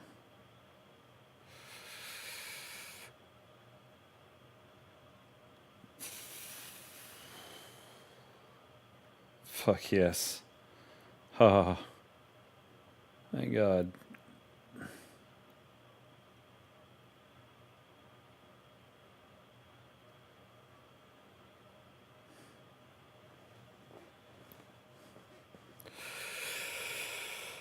Okay.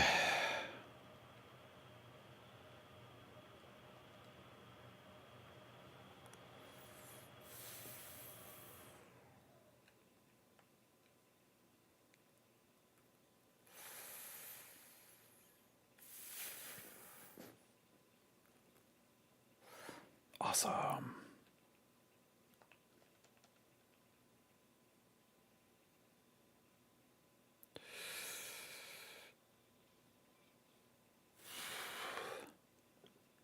Ha.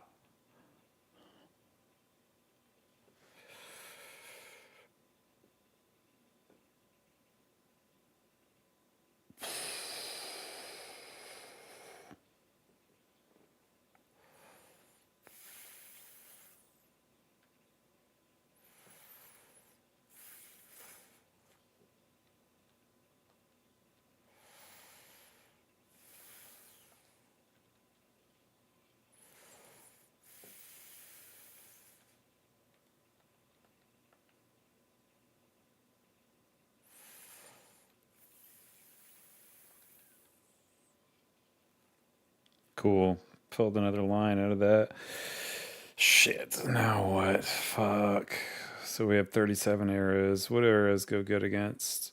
Oh, wow. Perfect.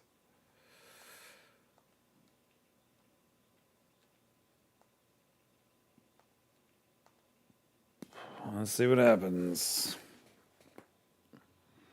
Gotcha. Gotcha.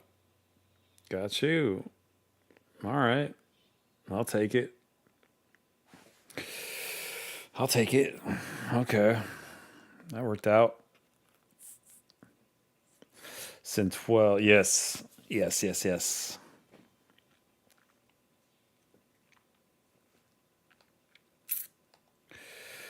All right. Let's head to this hostile region. Actually, and let's do this. There we go.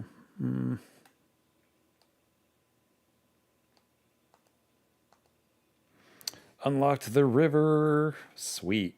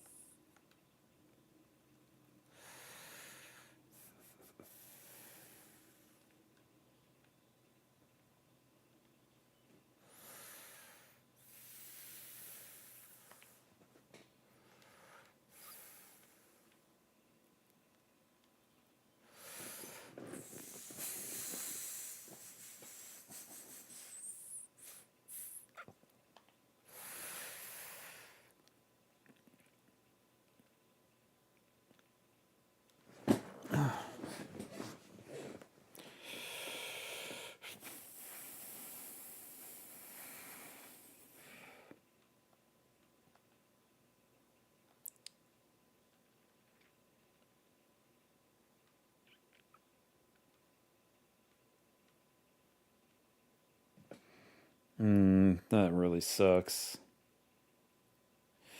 We'll get one.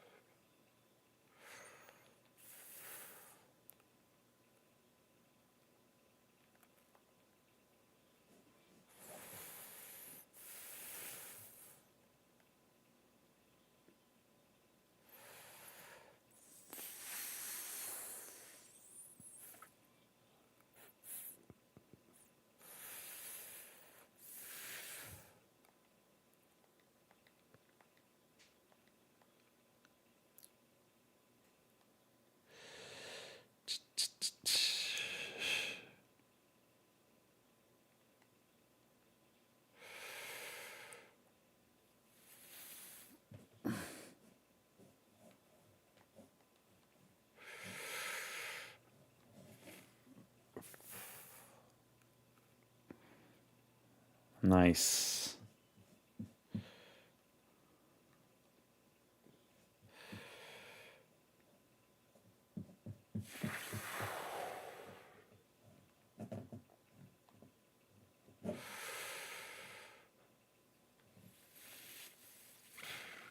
Bam.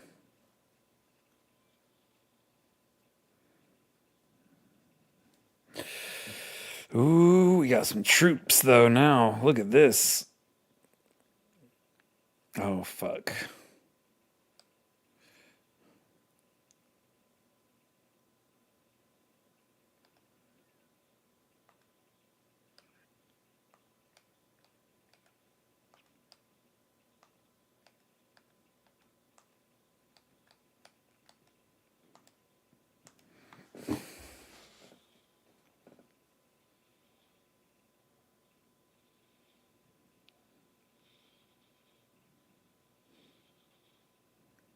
Sweet.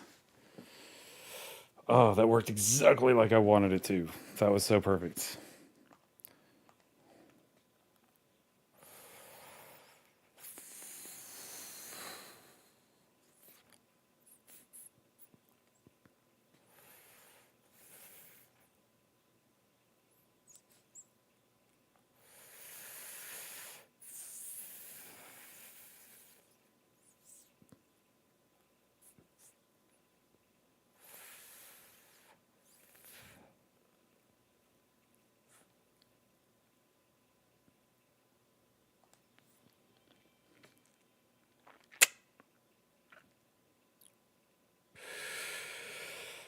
It's a trading fair. Let's see. What do we need?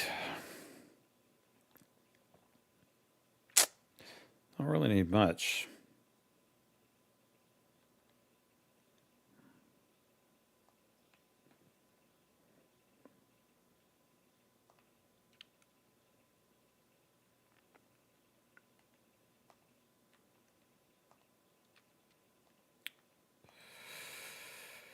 All right.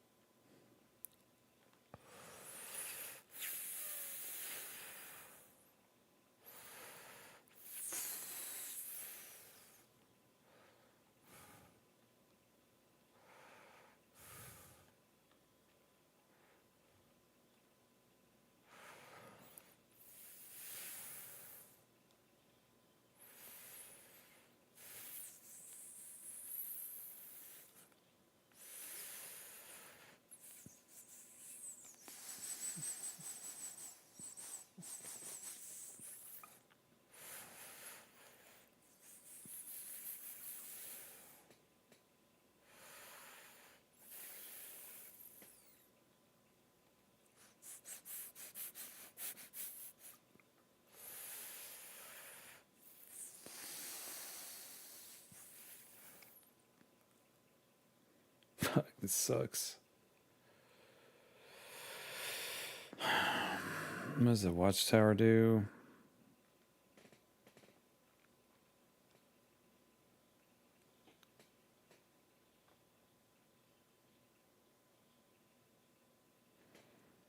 That's fucking cool. Oh my god.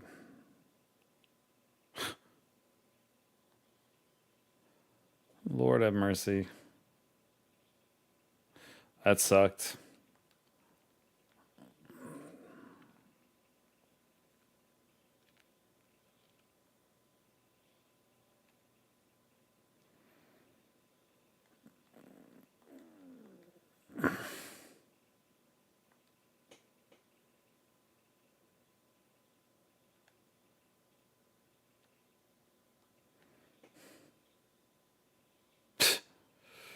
Yeah, I'm about to get my ass whooped.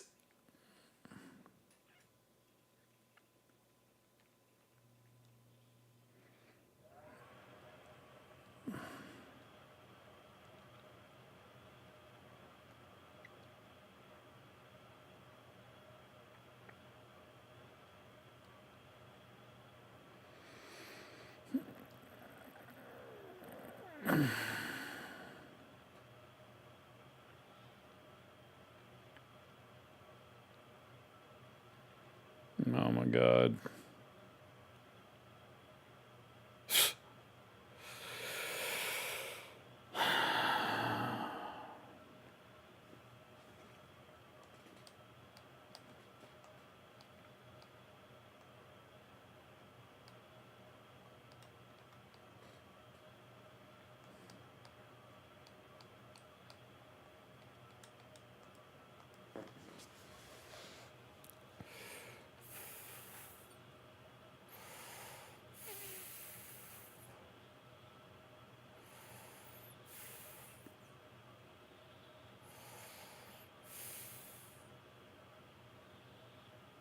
Wow. Damn. That deep me. Crap. Yeah, that was bad. Damn it. That was hardcore. Oh shit. 3 noon. Oh dude. I didn't even see you there. I'm involved in this duchy. Yeah, that shit looks cool, doesn't it? Yes, that horror fishing game. Yes. Yes, yes, yes. It looks really cool.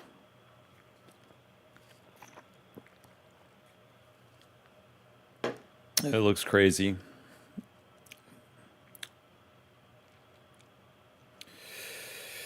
All right, let's try again.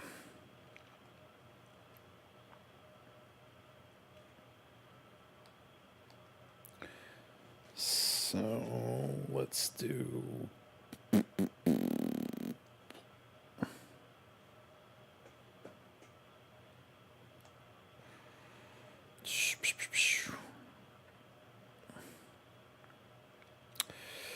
All right, that, and then that, and then that, and then that, and then.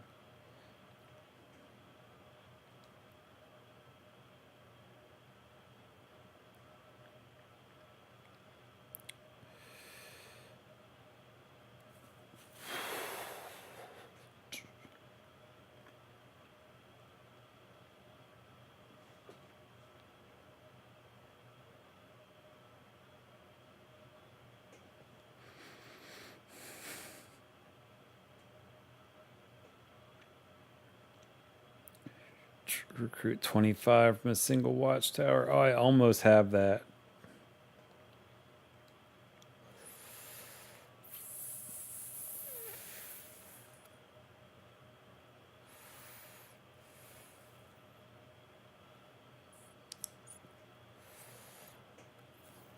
Damn, that is worth so much. 2 away.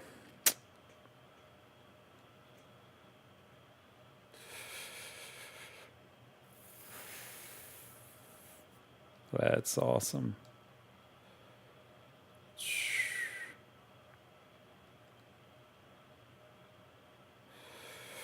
Oh shit. Ah, 2 away. Horn of Plenty, what's that? Collect 300 food via exploration in a single round. Oh, wow.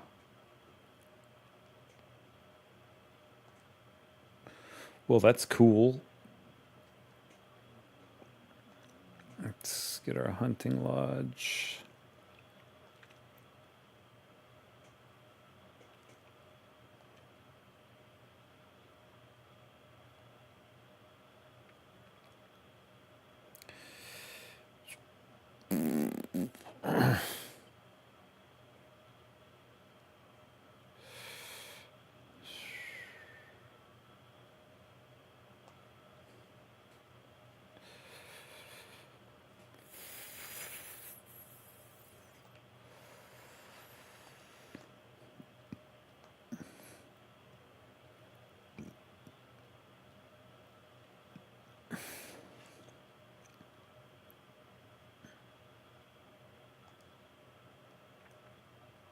Hmm.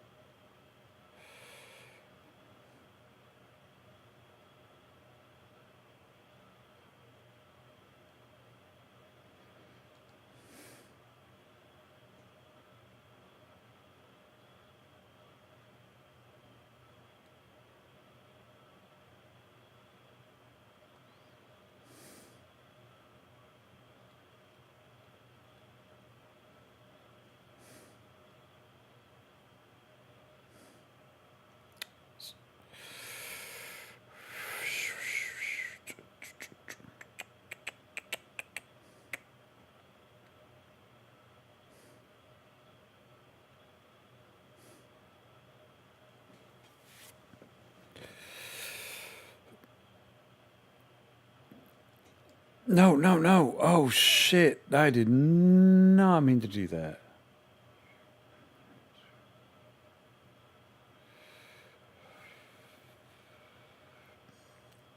That sucked.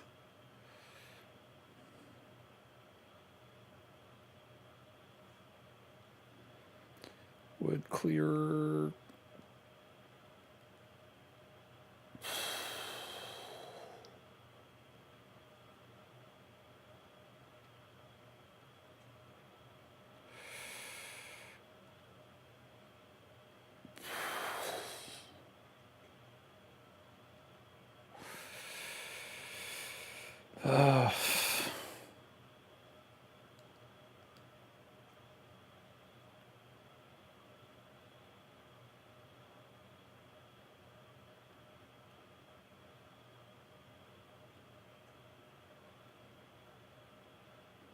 Oh, shit. Yeah.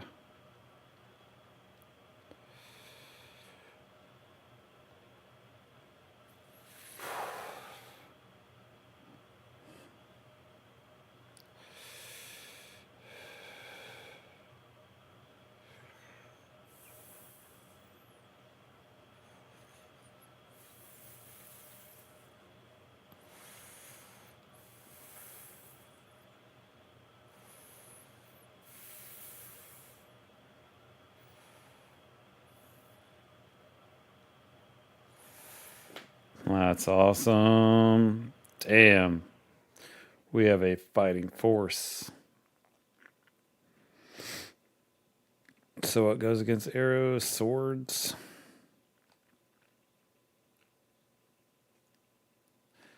So we'll take our axe and go bam, bam, then bam. Start battle. Die! Haha! Die! Haha! Die.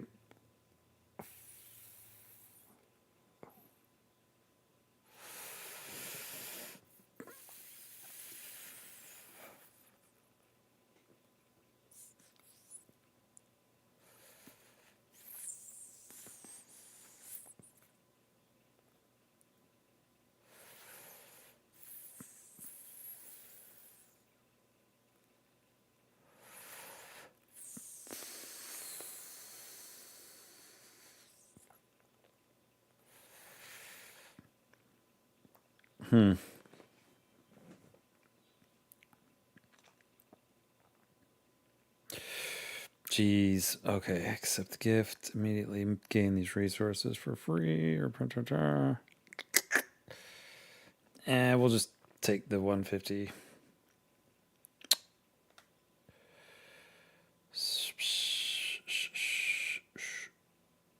River Castle.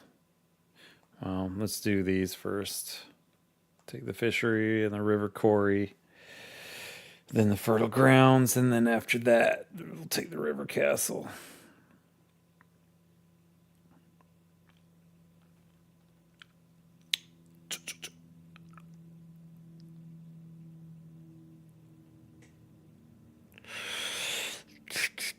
Nah, we don't need a trade right now.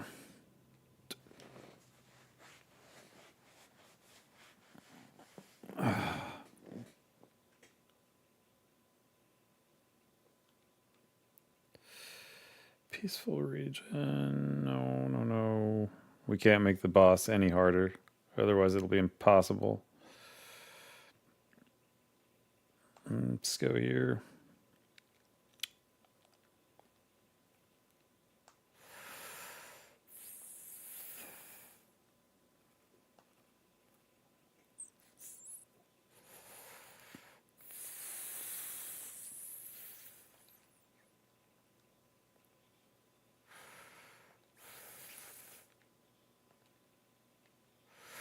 Cool. Well, no, they're fucked, basically.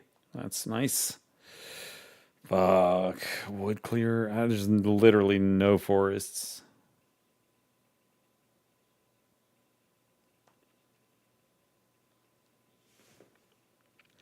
Sucks.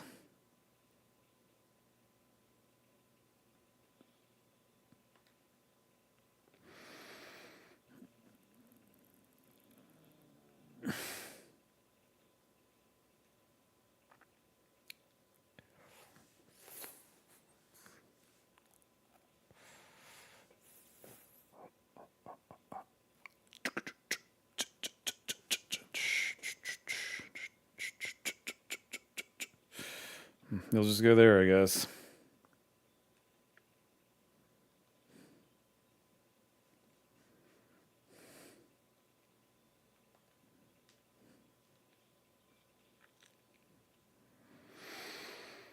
Oh, fuck.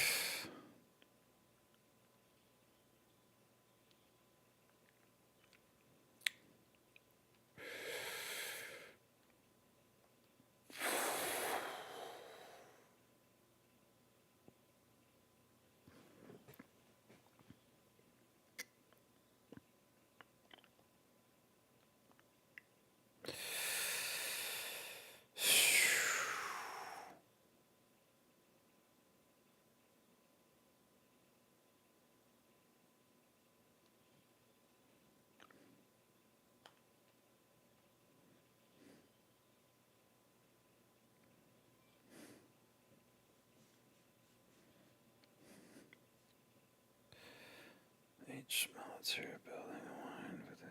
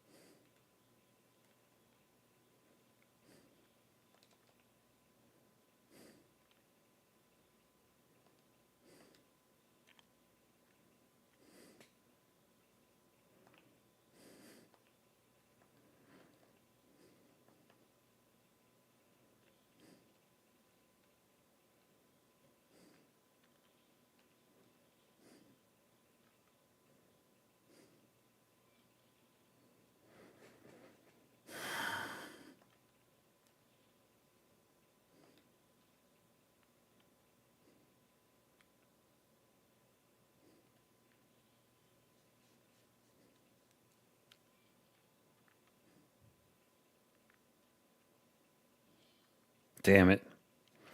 This ain't good. Let's see. 14.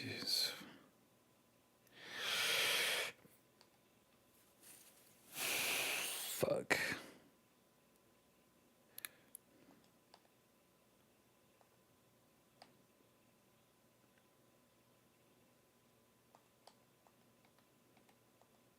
Let's see what happens.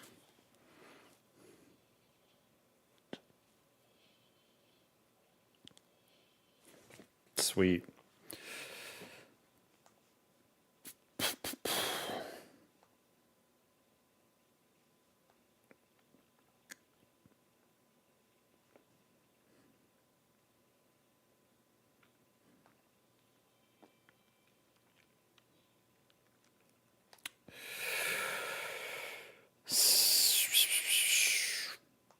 Let's get food.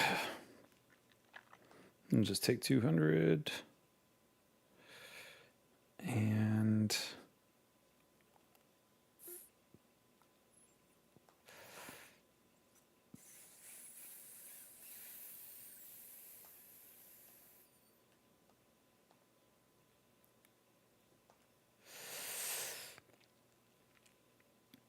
all right.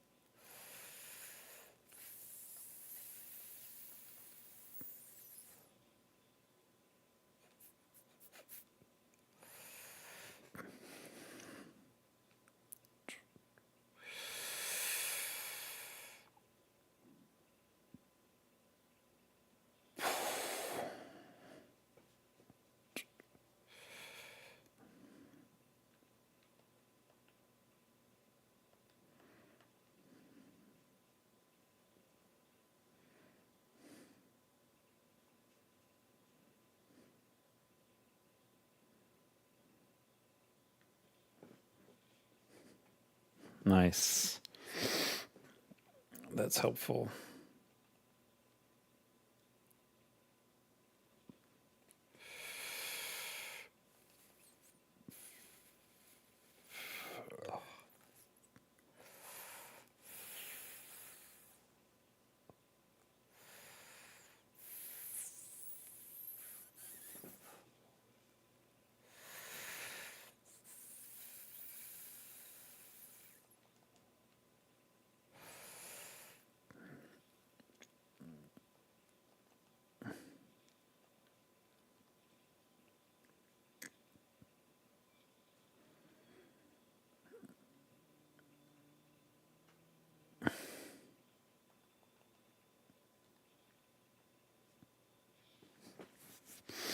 Well, this will be fucking easy.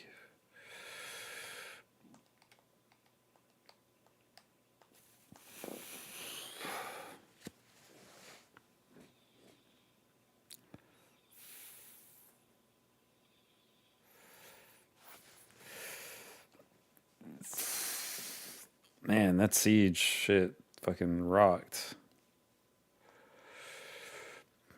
What do we have left here? What are we getting?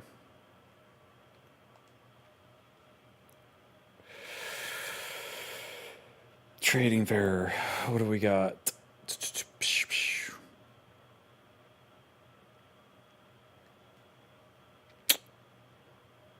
I don't need anything.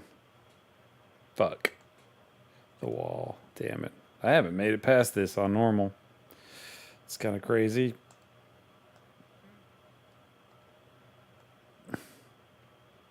Oh shit. What's this? This is new. I have to pee.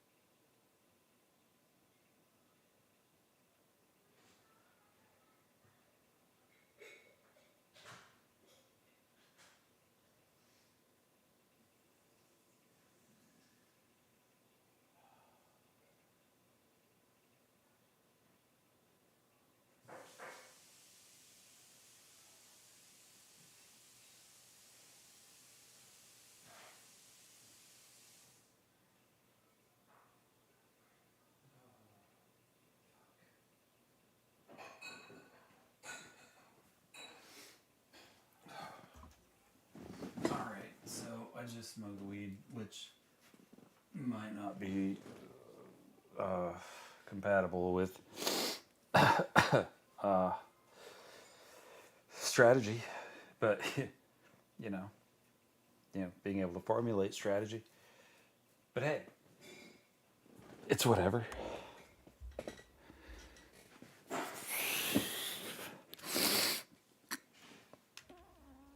The wall is a mighty boss that forces you to play compact. It starts with a massive group, which will lose units every time the wall goes up in the grid. Oh my god.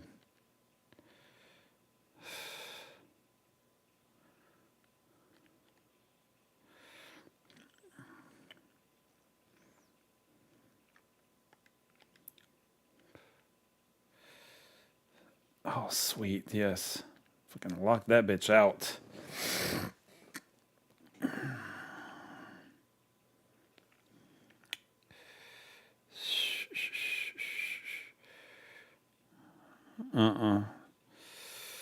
Fuck you.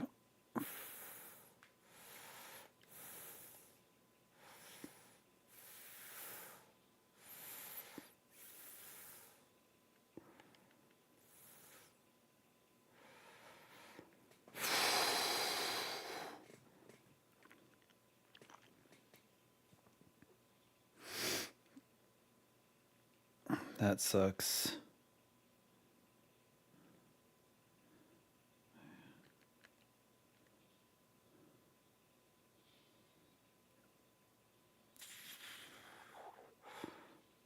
What the fuck was that all about? What? Hold on a second. How? Nuh-uh. No, wait. Wait, what? What just happened? Okay, I know I'm high, but dude.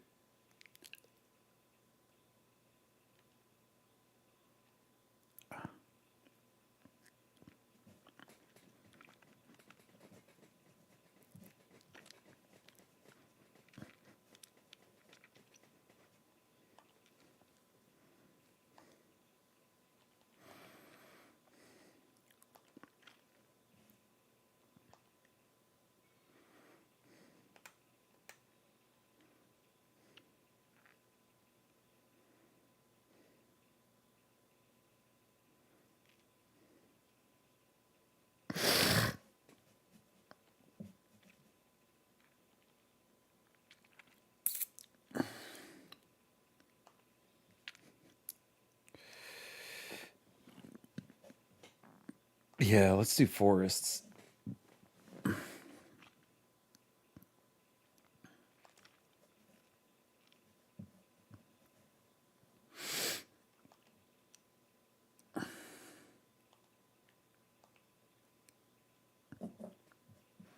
Okay. So, let's do this. This.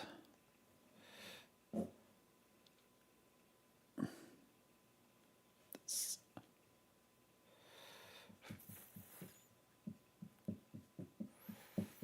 If I put that away. That sucks. What a shitty piece to get right now.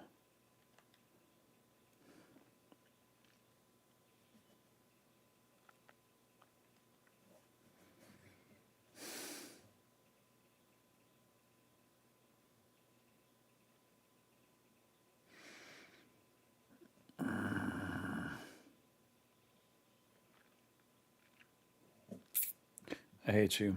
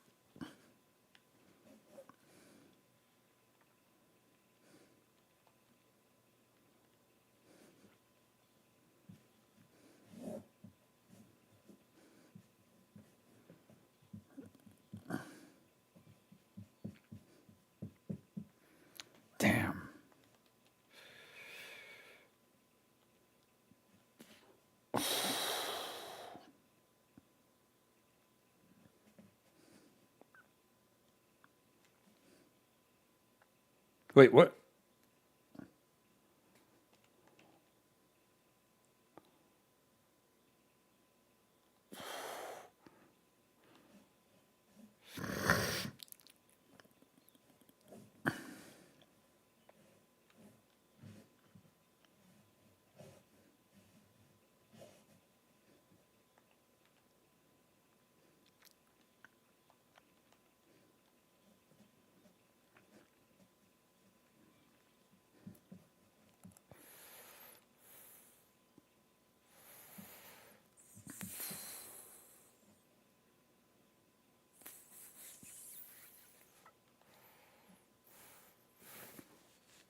Uh, all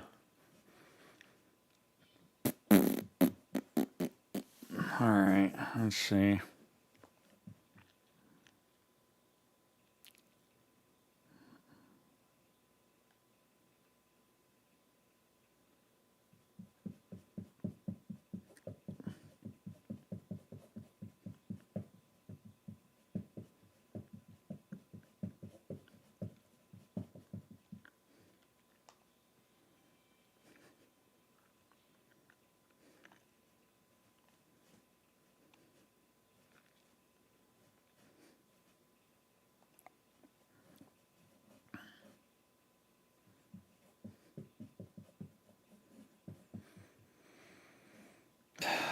We need military.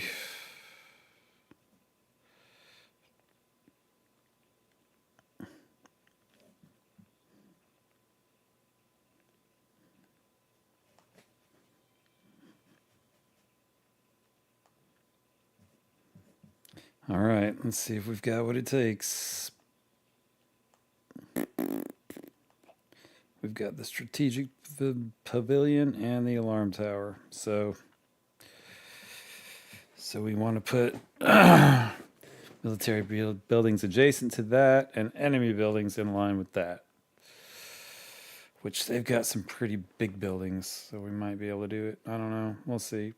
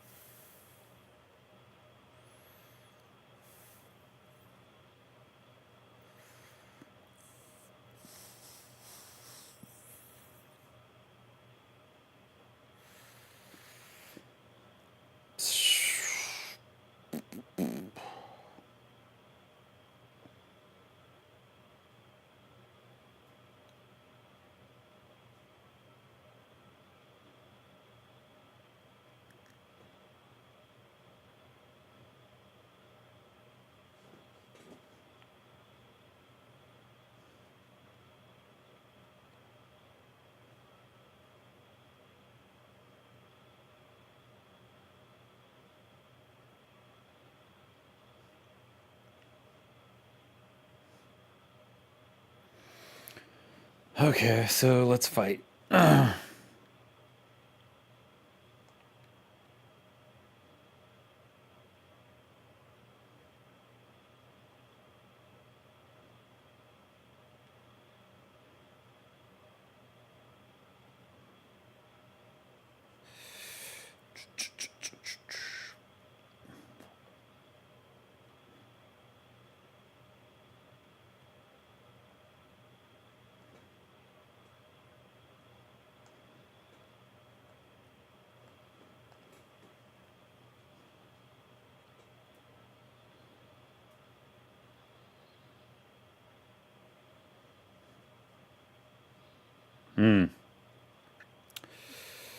Yeah, the little battles are easy. The boss battles are fucking crazy.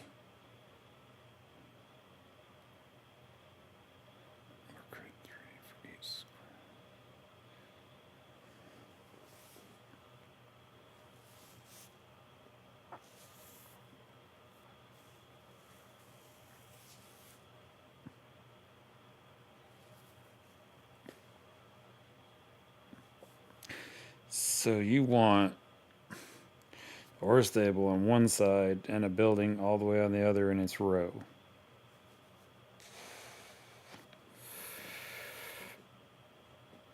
Produce 4.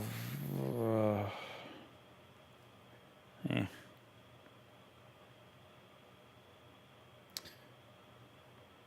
But that's not much. It's not many troops, so I mean, we'll see. Fuck with it. What do we need? We need gold.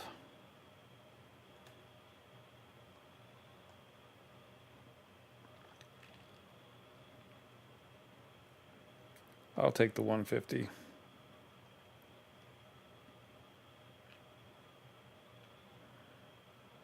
No trade.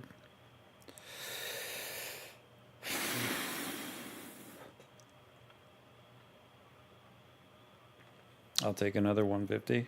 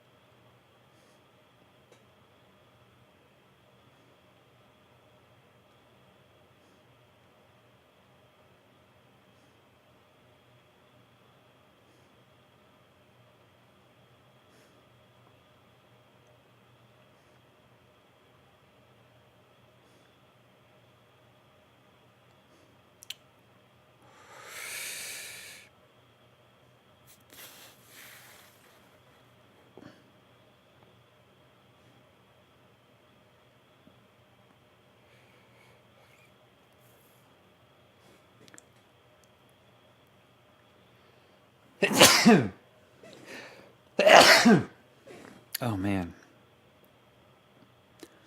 Phew.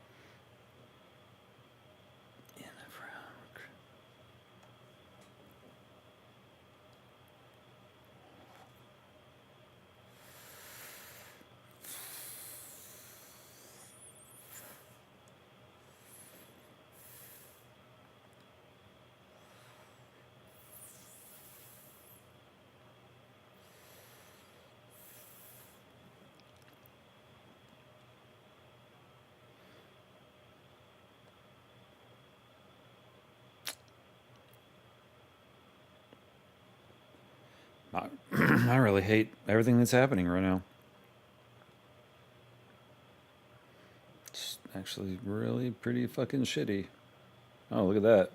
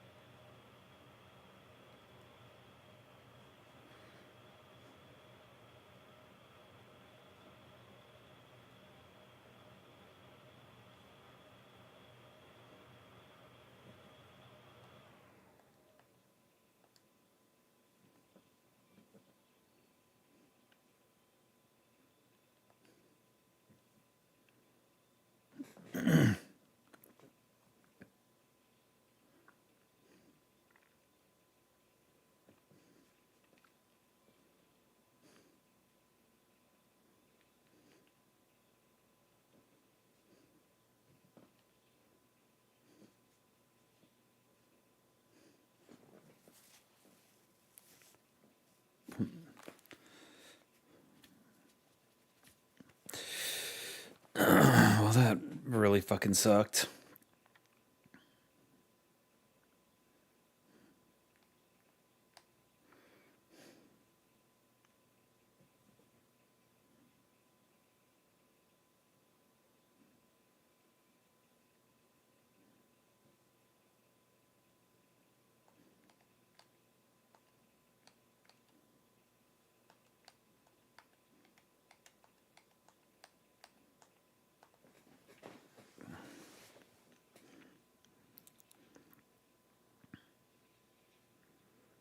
Shit.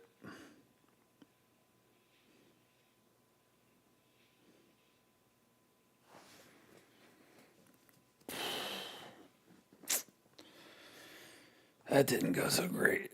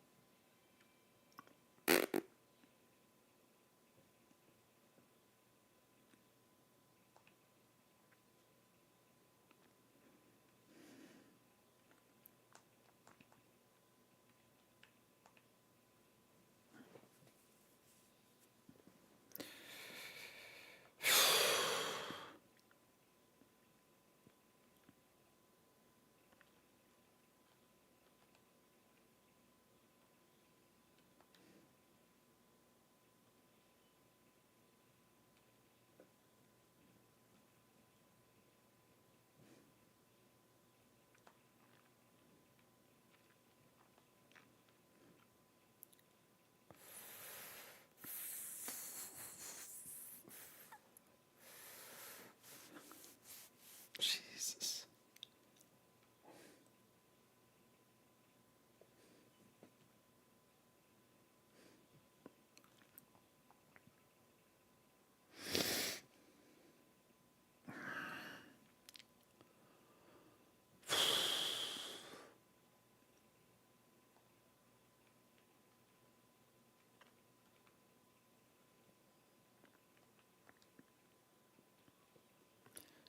At least there's that.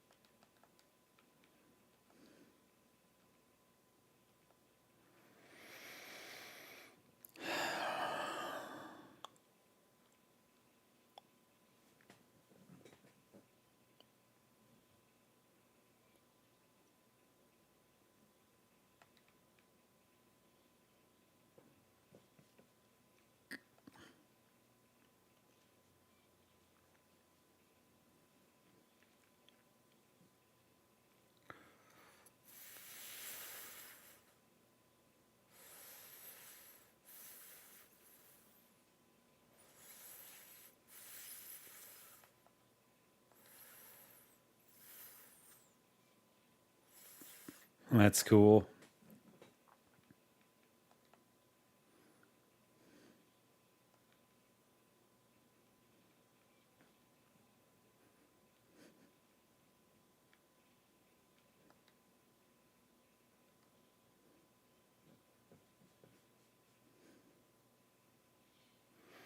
That's cool. I denied them a fucking piece altogether. That's a really badass tactic.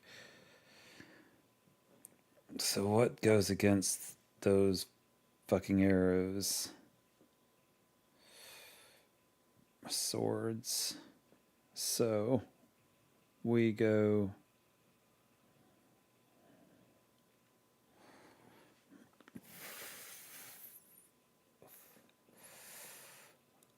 swords, swords, swords.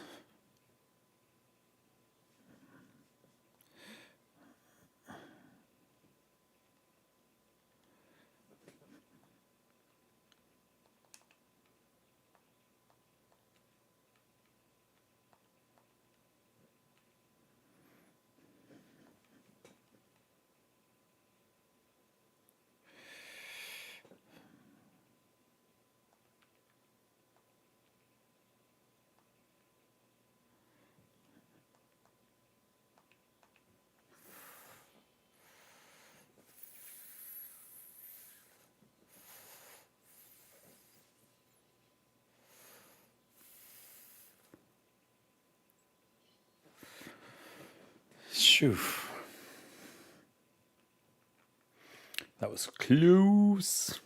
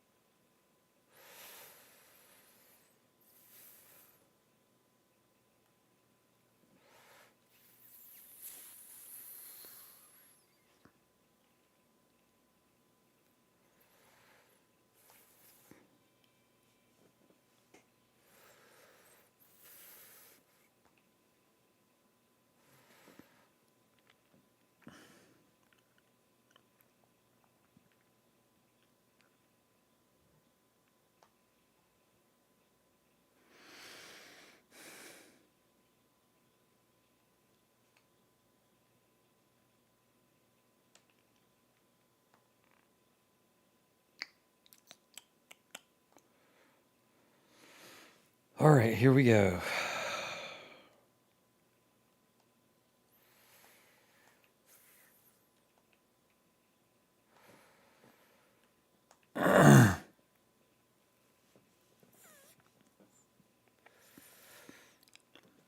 Oh shit. Here we go. We can maybe get a shipyard going.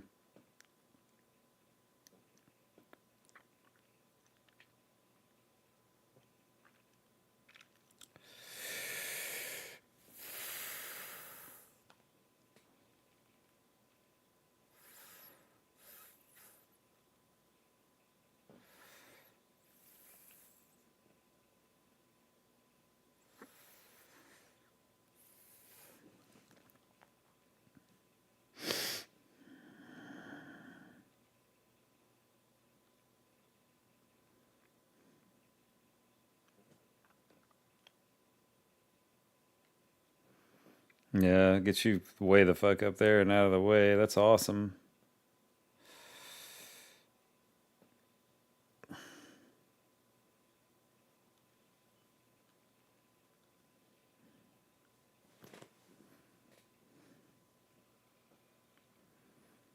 Awesome.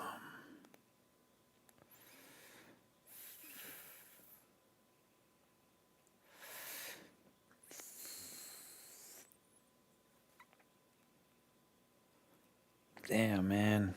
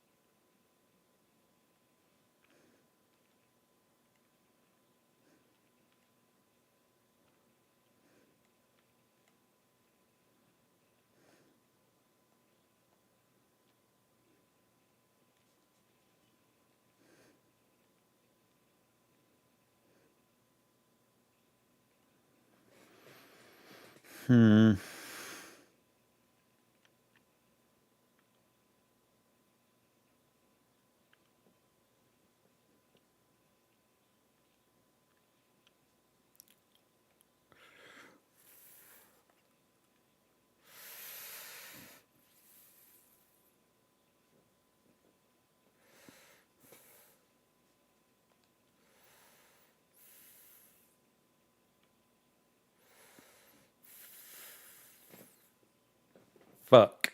Yikes. I did not mean to do that. Holy shit.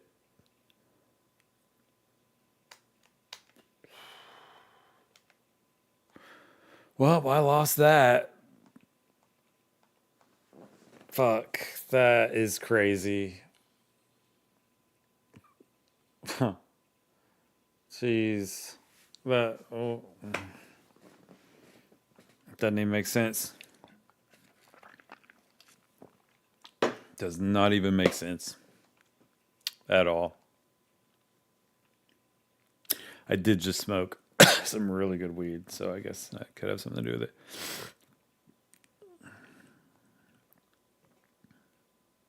God damn it.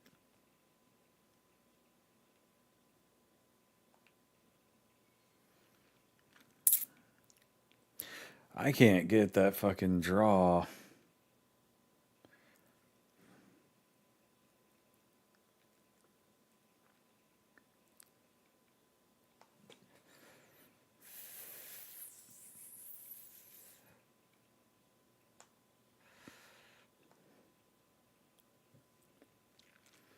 I've got to try and construct a really good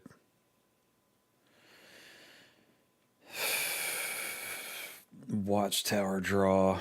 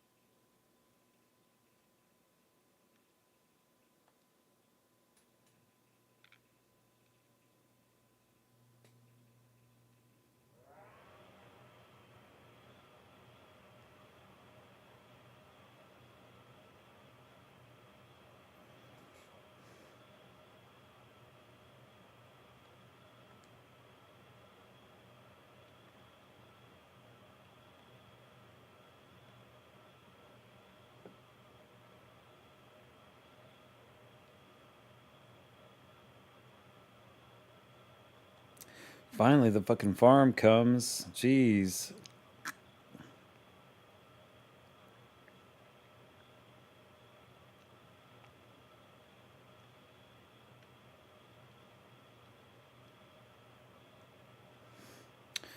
I mean, where's going to be the best place to put it? I guess right next to it. I mean,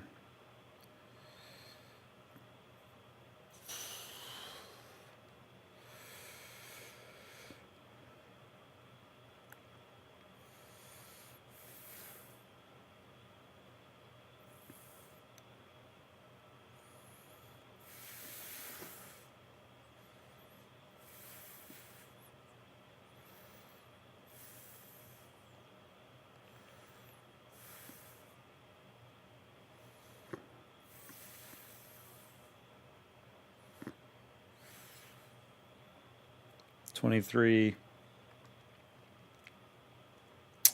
Just can't break that 23, huh?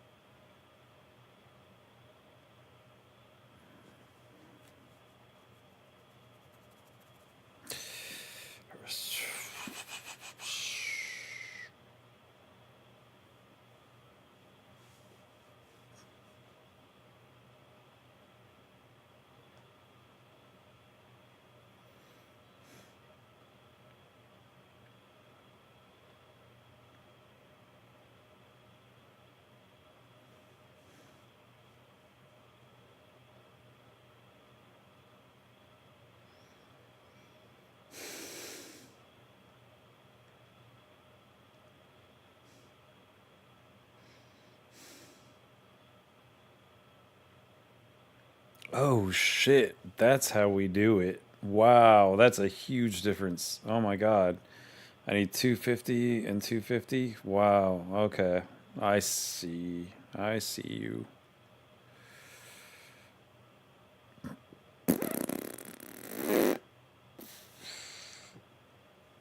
What?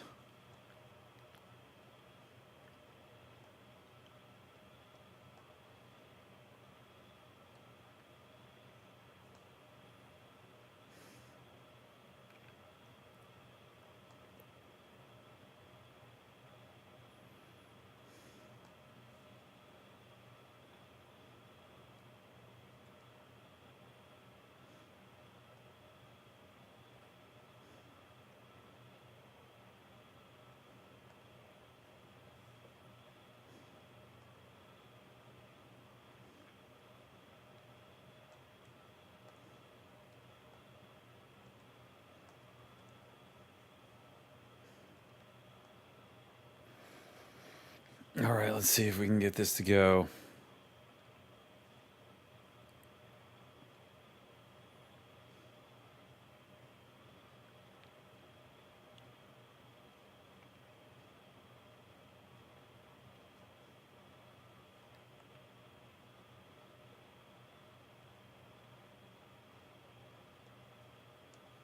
Let's just see if we can keep that tucked away. That'd be awesome, huh? Okay, so recruit one for each and one for each. That fucking sucks.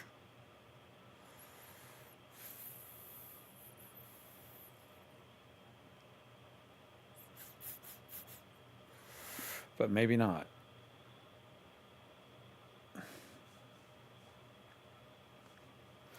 Fuck it.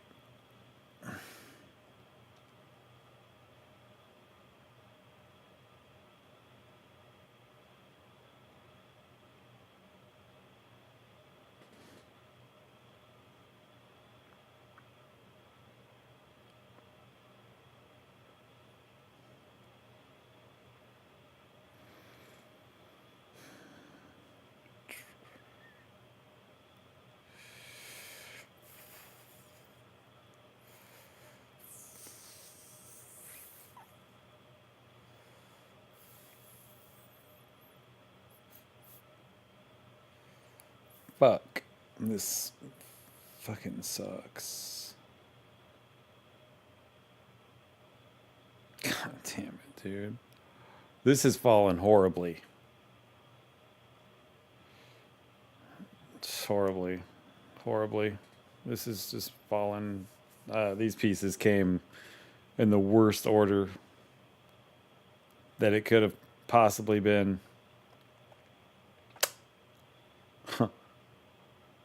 Like, wow. Wow, so bad.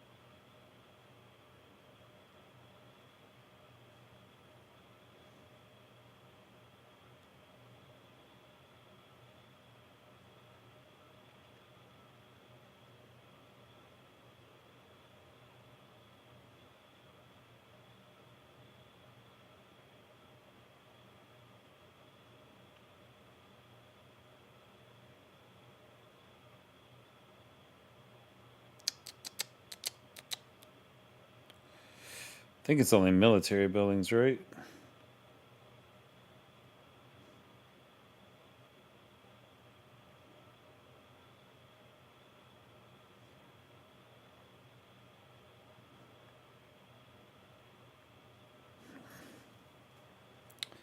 Yeah, this is just going to suck. There's really no two ways about it. It's bad.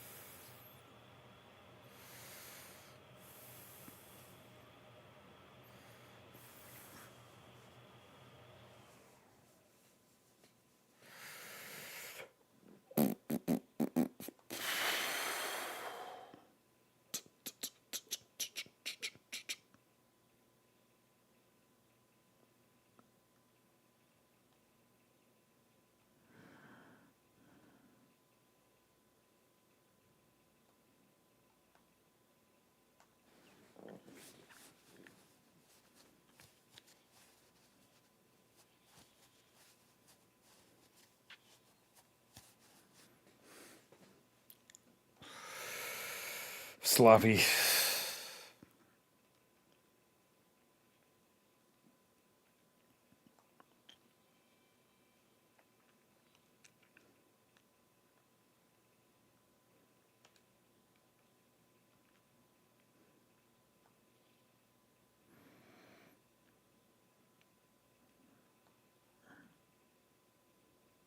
Damn, I'm short on wood again. Ugh.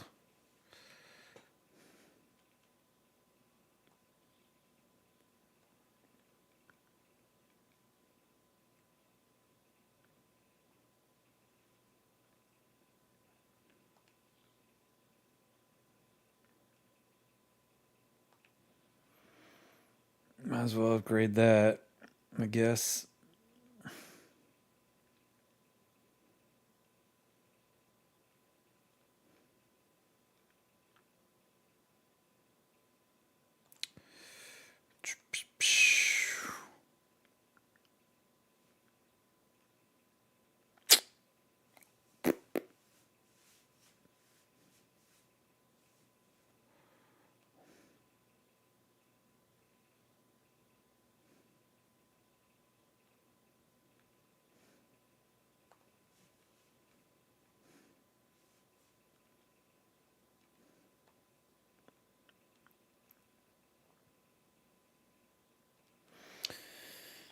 No, no trade.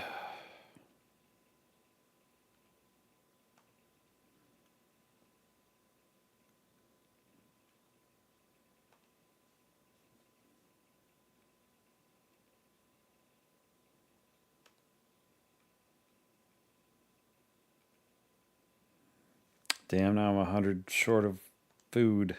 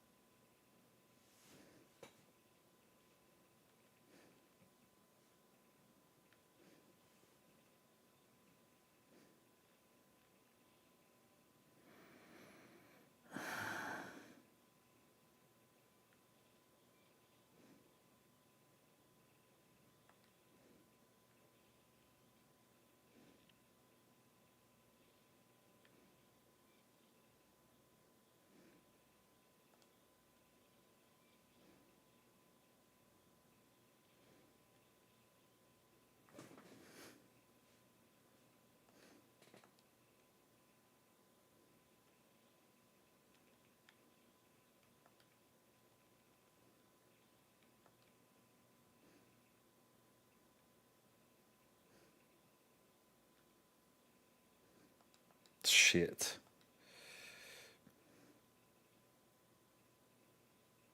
Damn it.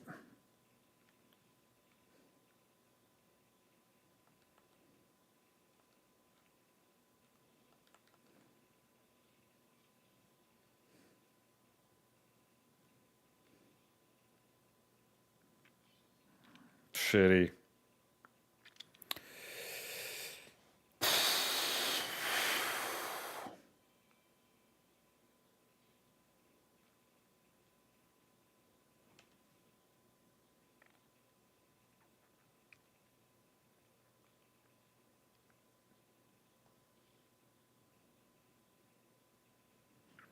Damn. I'm like 12, huh?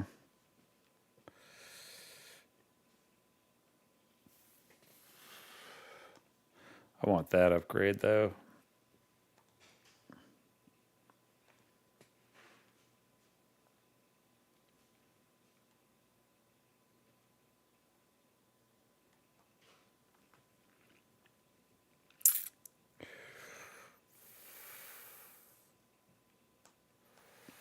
Shit.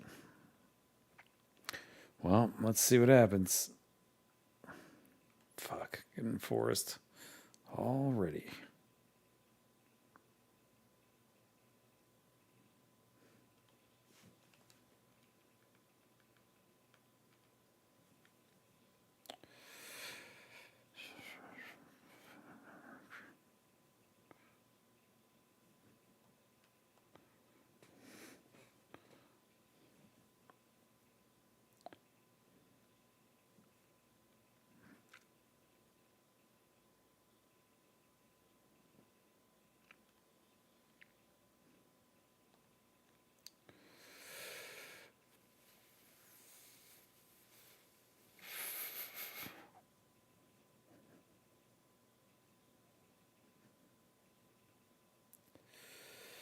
Shit.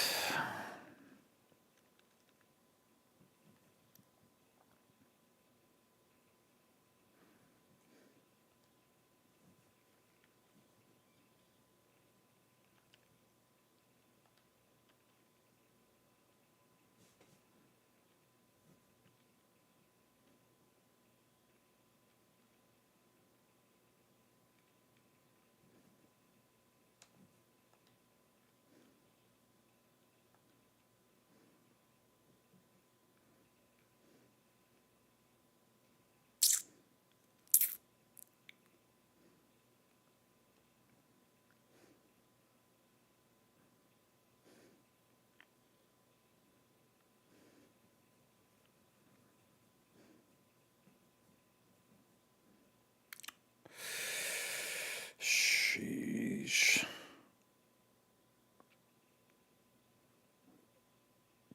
Sucks, man.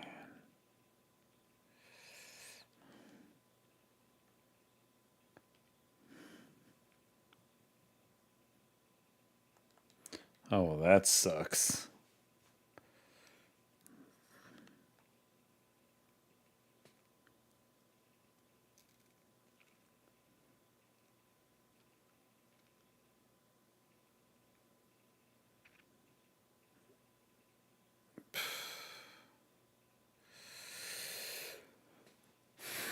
Hmm.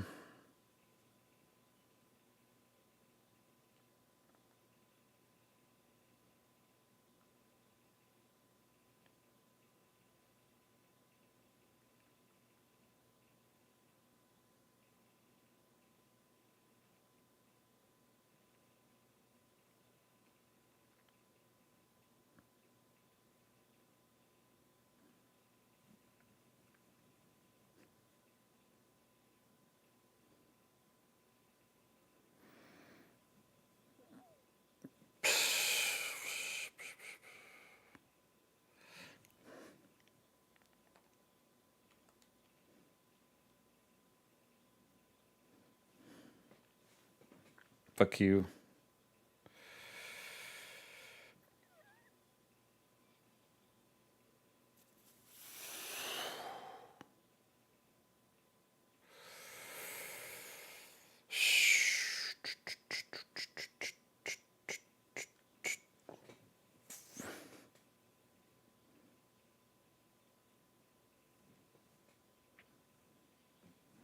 Yes, I got that. Damn. Sweet.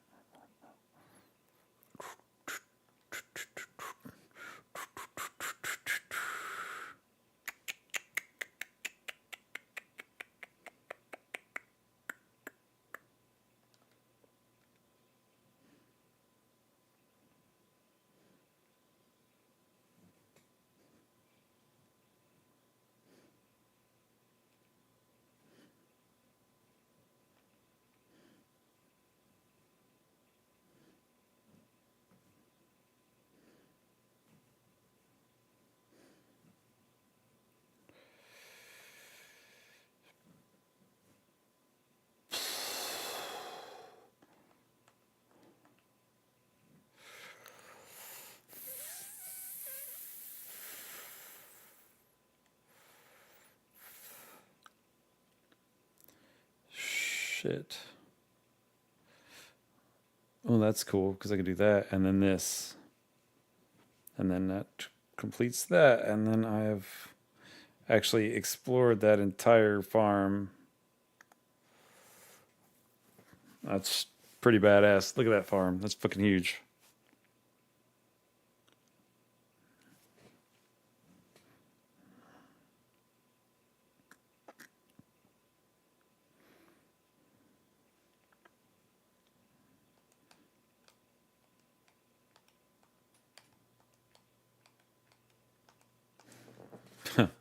Y'all are fucked.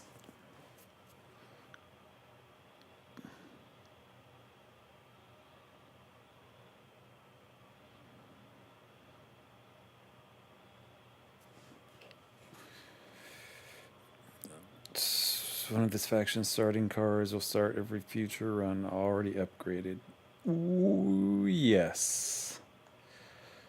That is awesome.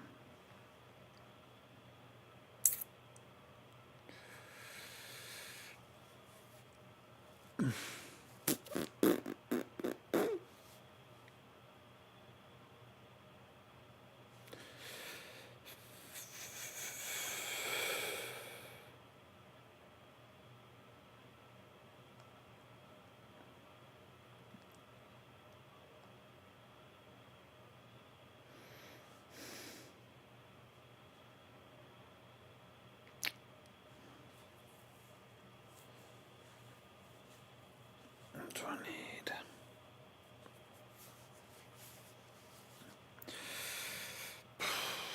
No trade.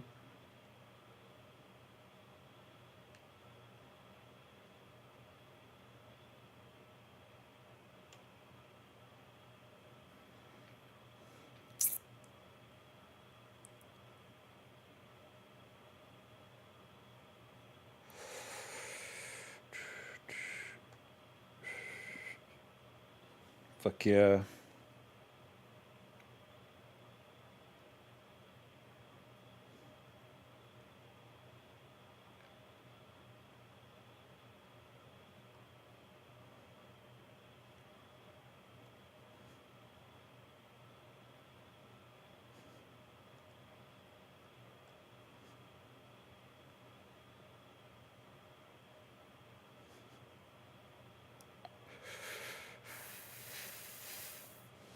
Oh, wow.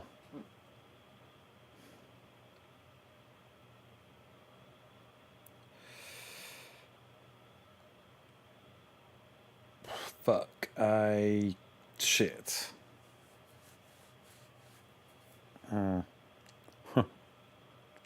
Awesome. I love that.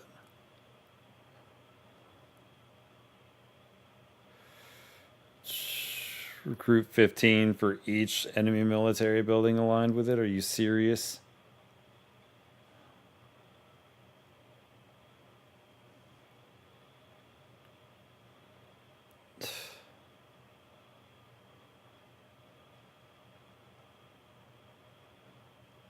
Oh my god, dude, that's so stupid.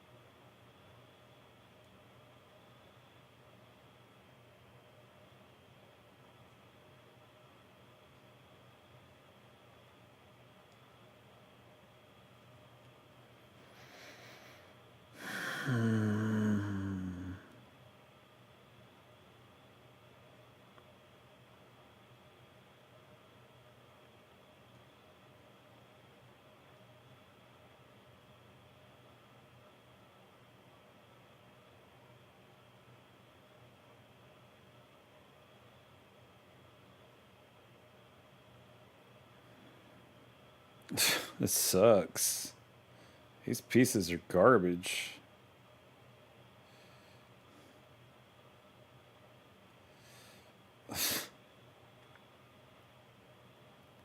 I mean, what am I supposed? Huh.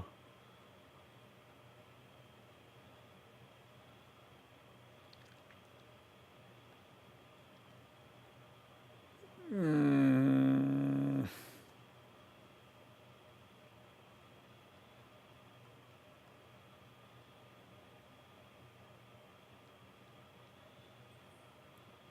I am not gonna have any troops. This is crazy.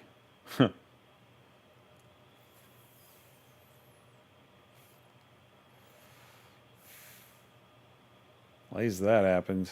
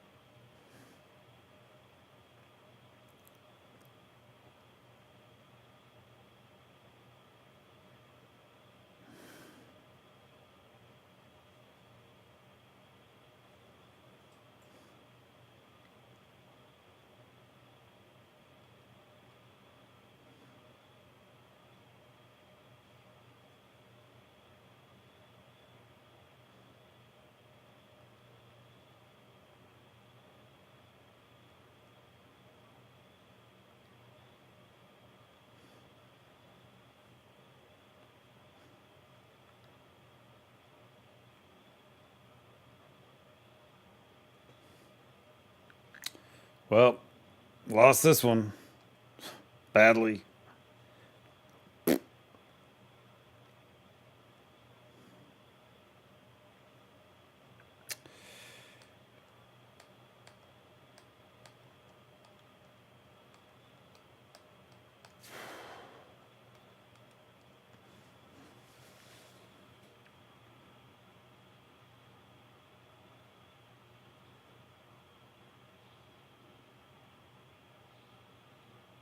Oh, wow. We didn't even get past that. That's fucked.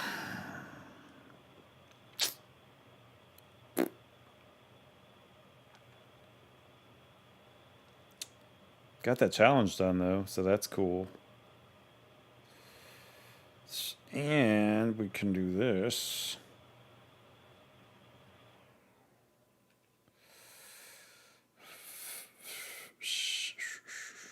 We need 2 more crowns, and we get a new mechanic of technology cards.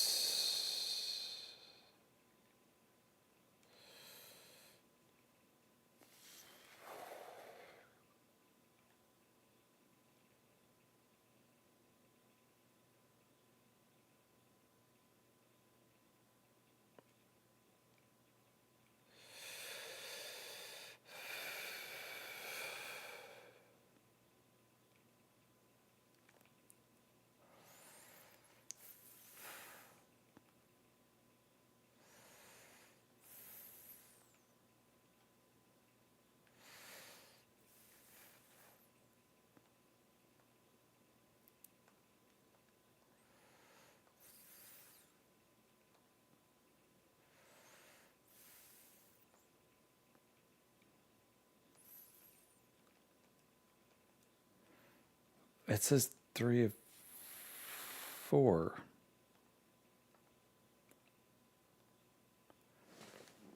What?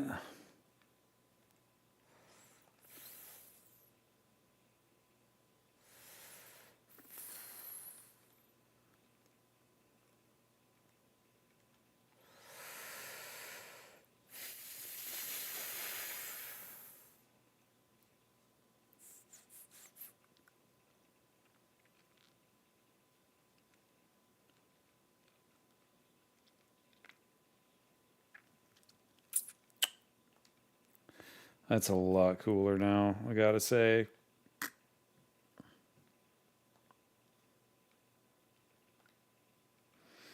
Well, that sucks. Huh.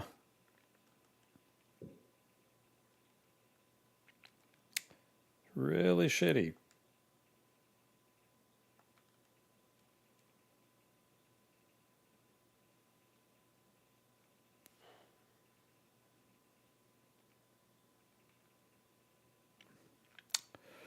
Like, what the fuck? I don't even know.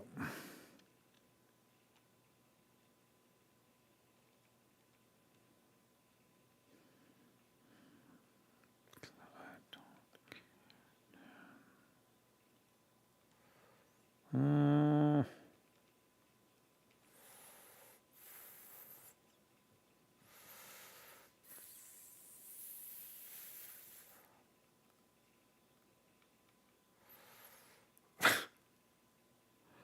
I swear this couldn't get any more dumb with these pieces.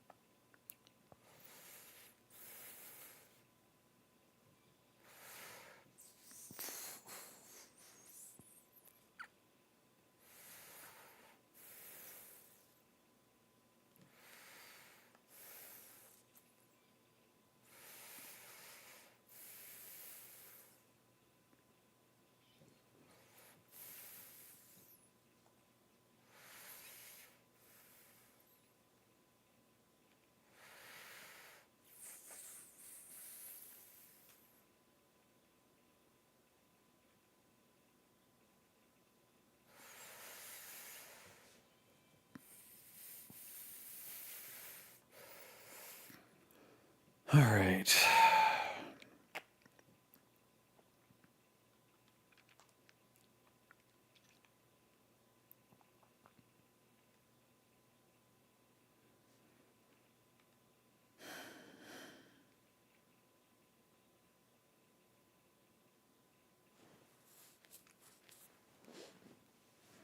Oh, wow. That's badass.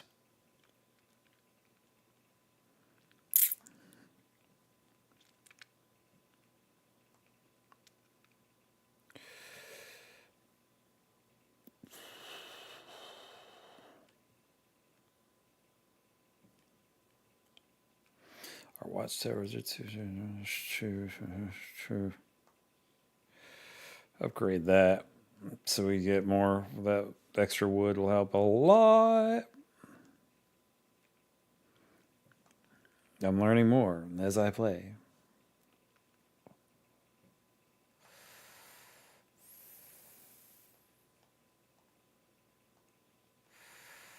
Okay.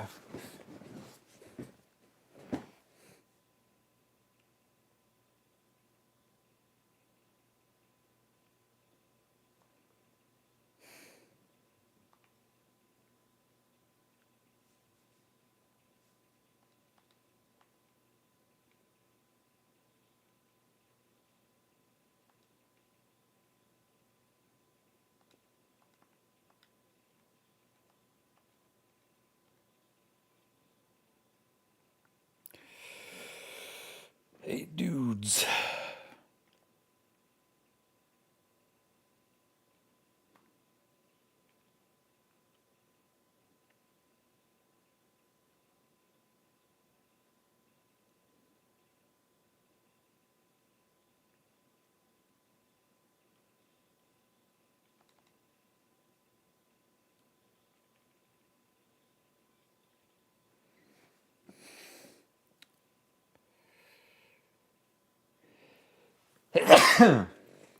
Oof.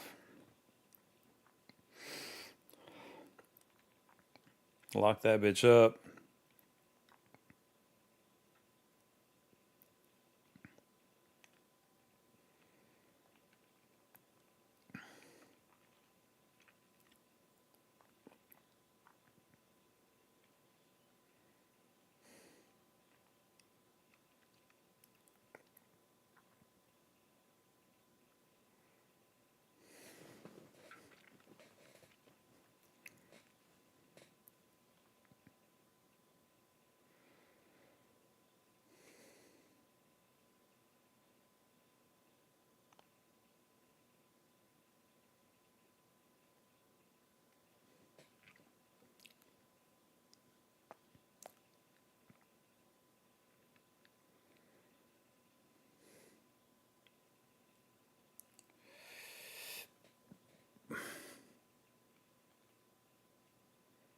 Shit.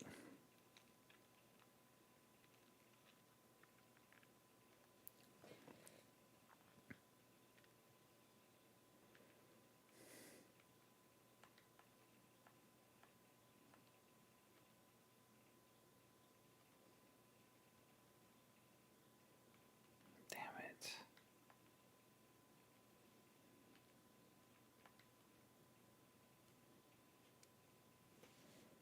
Oh, that sucks. That sucked.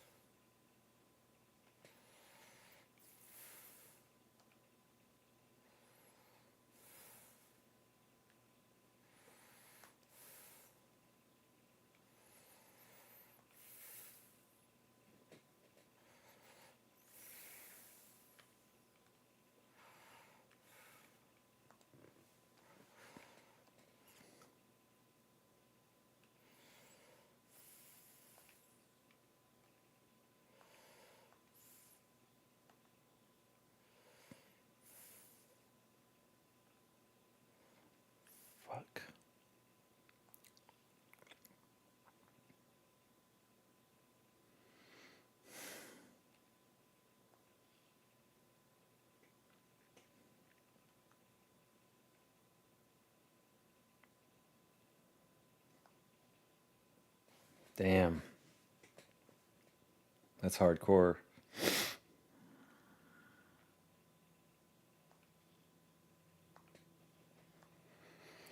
All right, let's hope for the best here.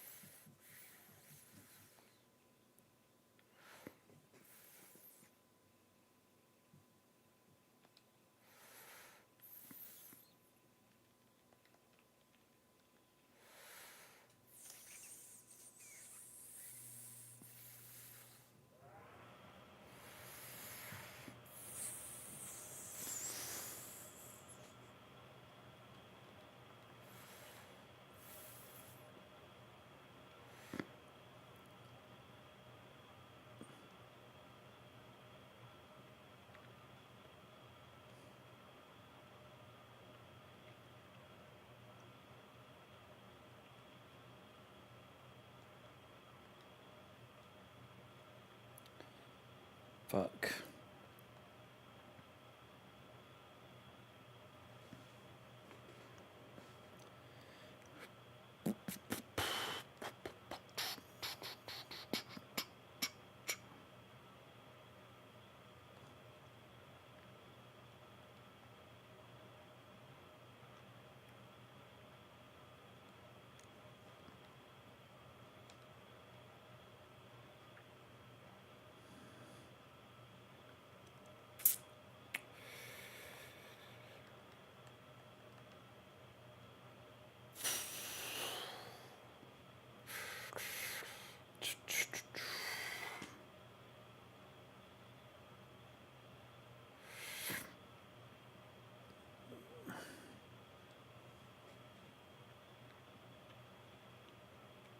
Damn.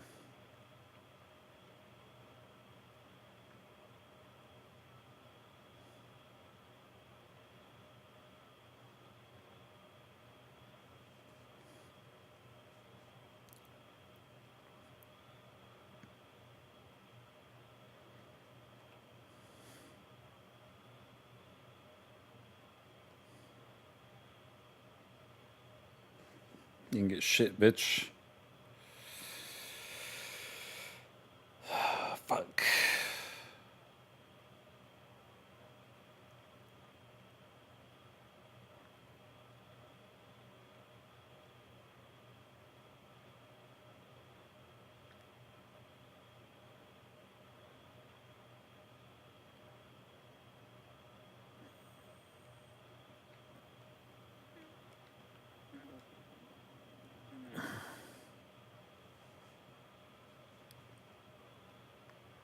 That was really shitty. So they have all swords.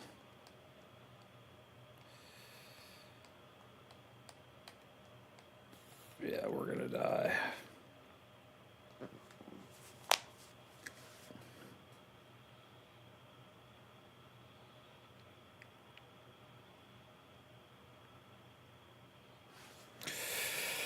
Yeah, that sucked.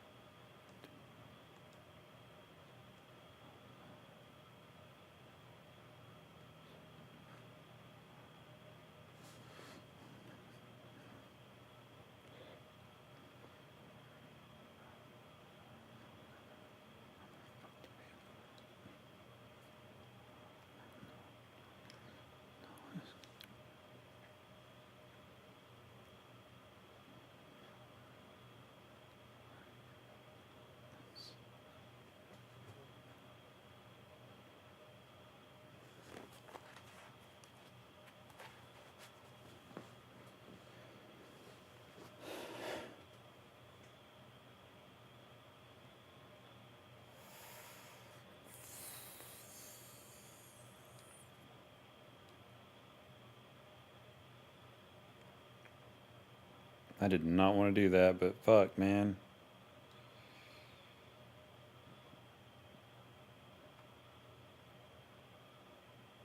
Fuck. Really sucks, dude.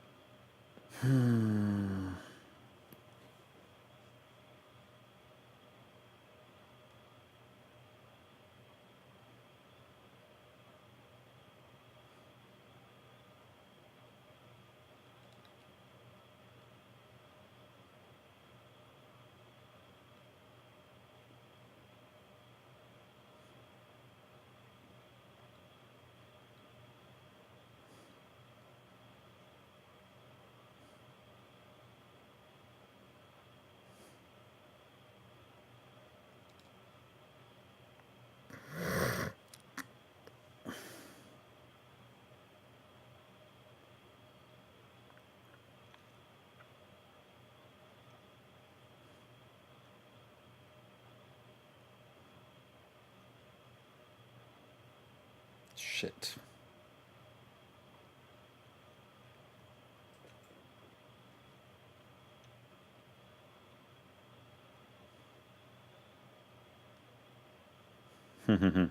I'll tax you, bitch.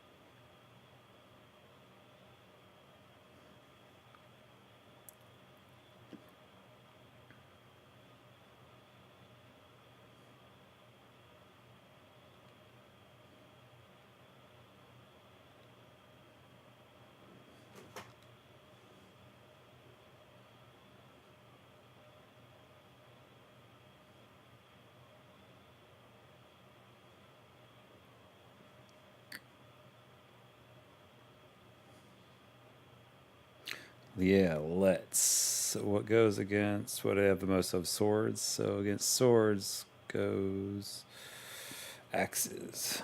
So we take axe, sword, arrow. That should do.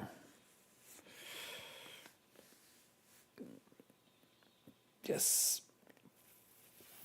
Okay. Damn, we made some money and resources that time too.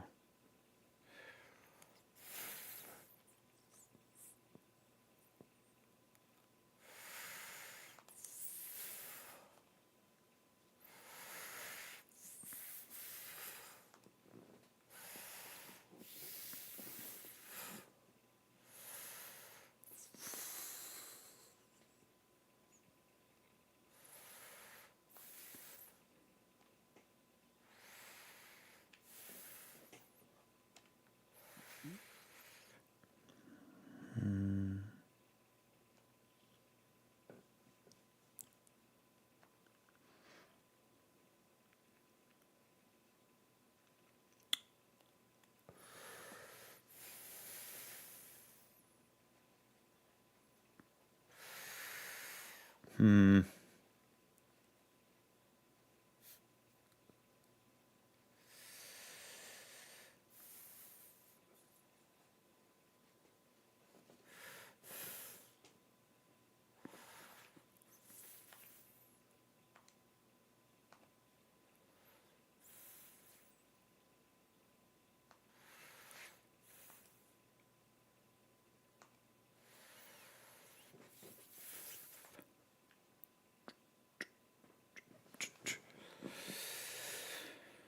Okay.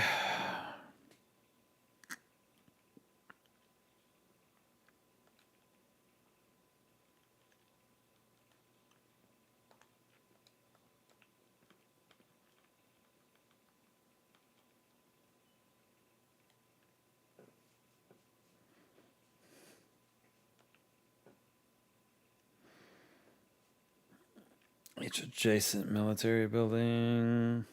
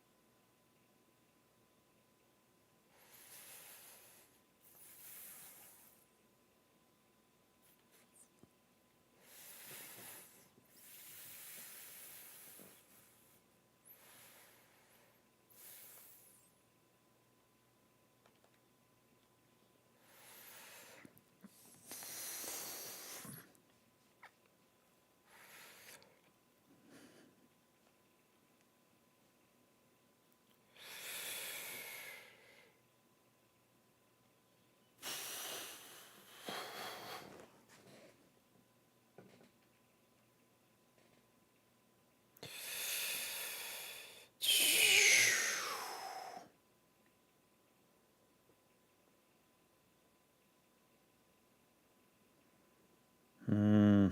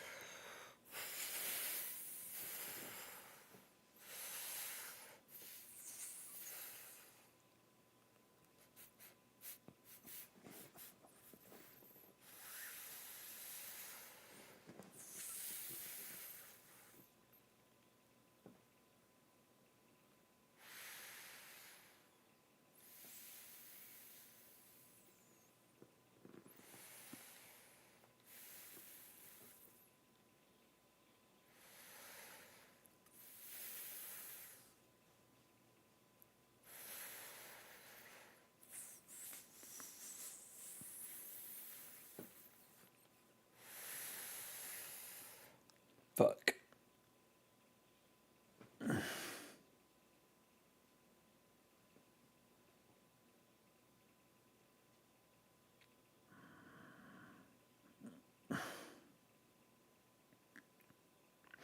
Well, at least I kept their strategic pavilion out. I mean, I don't know what else I'm going to do here. It's pretty shitty.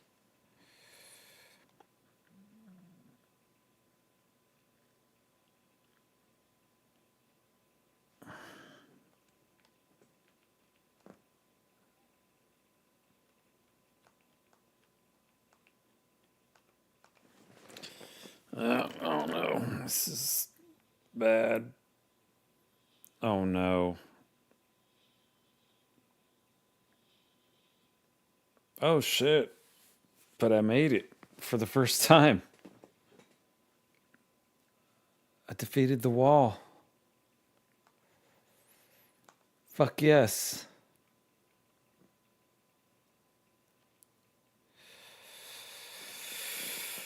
Harvest 5 for each connected. Yeah, because I need to do that challenge. Fuck, that was awesome. Holy shit. I'll be right back.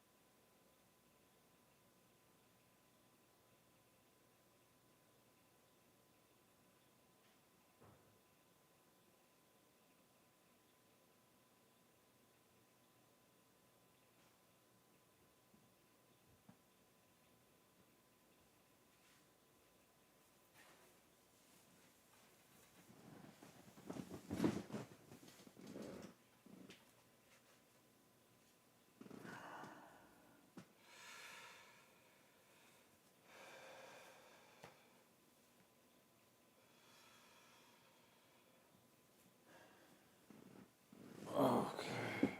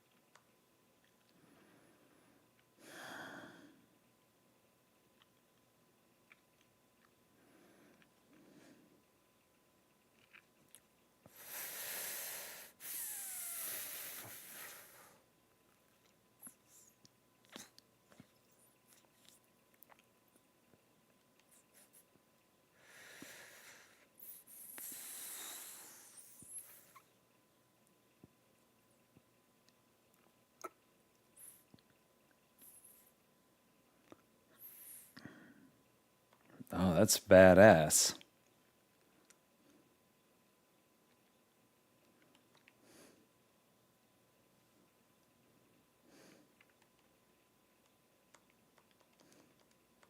Oh shit.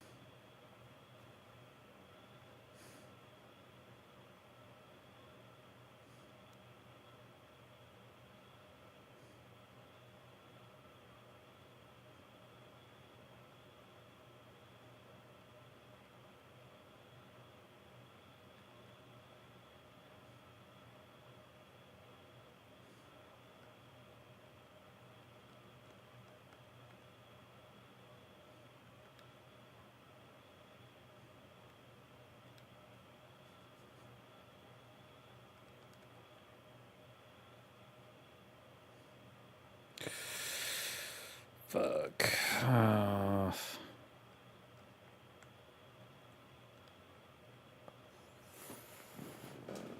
Well, we got resources. Let's see if we win this fight. I doubt we're gonna win this fight. This is not looking good here. So what is axe good against swords?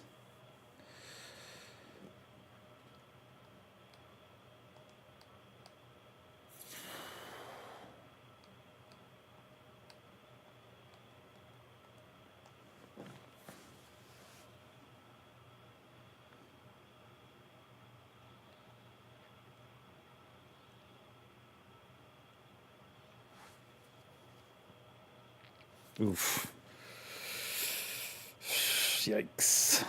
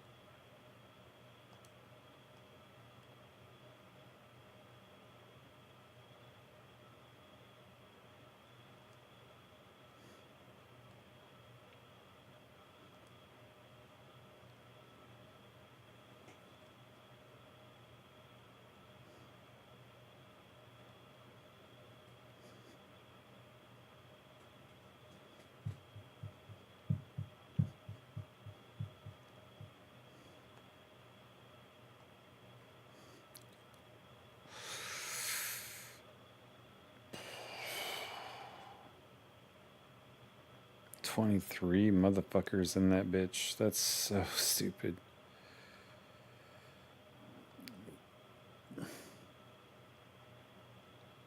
Oh well.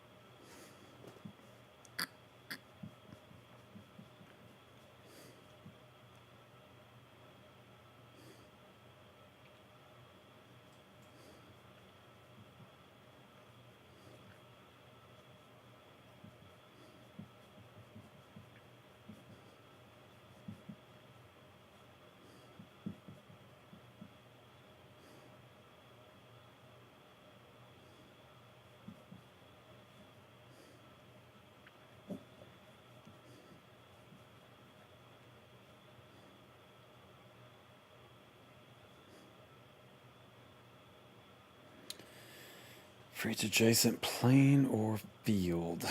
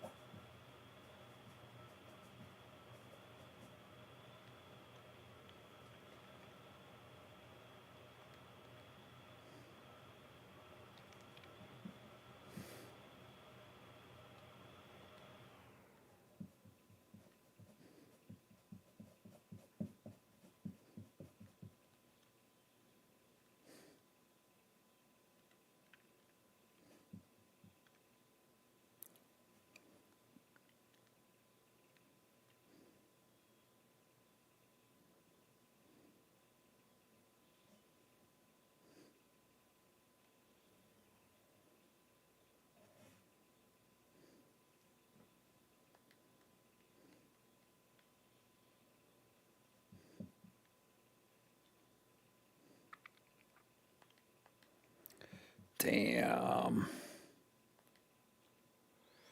Son of a bitch.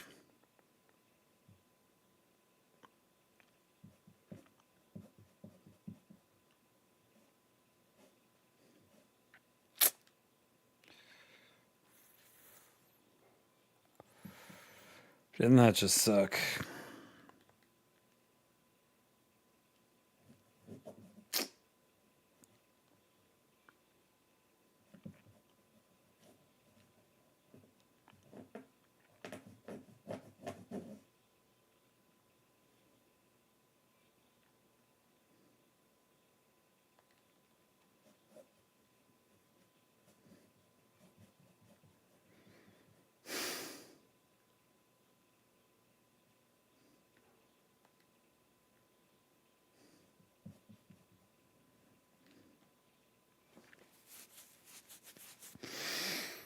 Okay. So swords go against arrows. So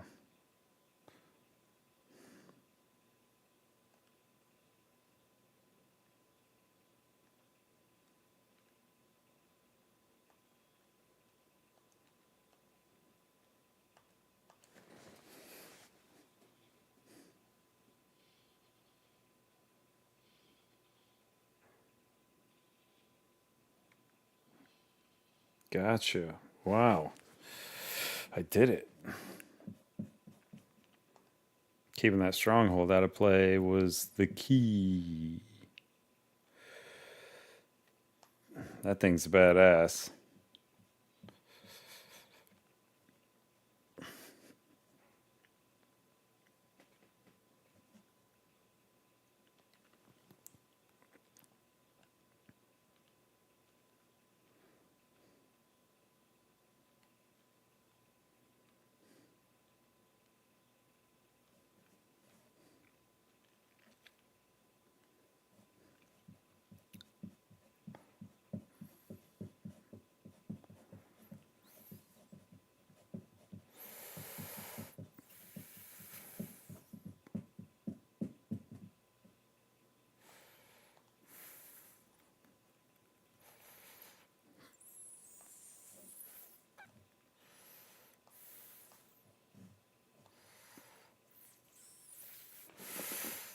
So those are permanently upgraded then, aren't they? I'll upgrade that bitch again.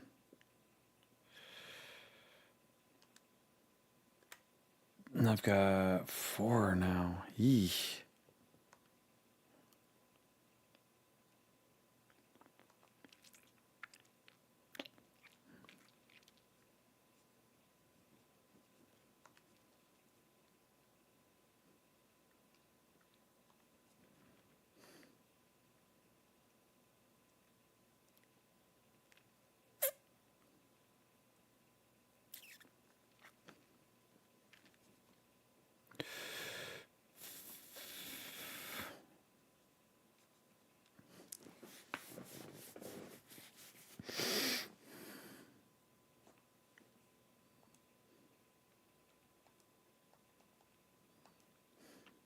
Shit.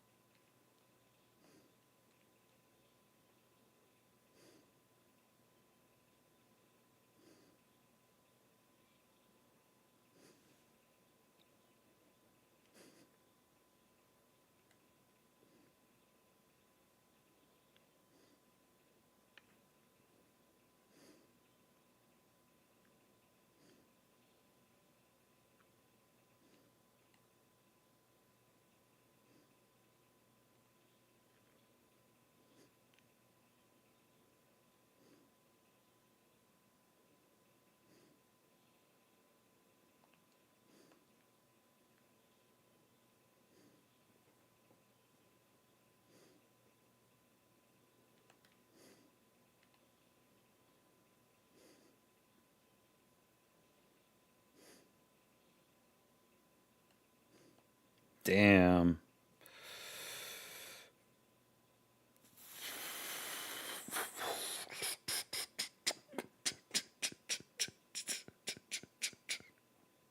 Hmm.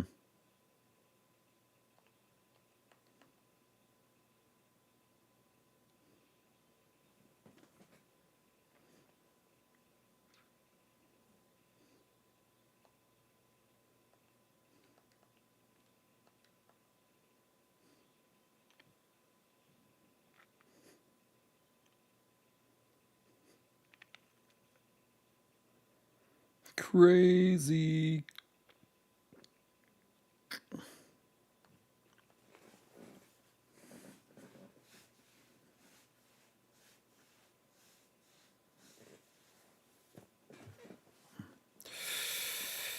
Oops. Wow.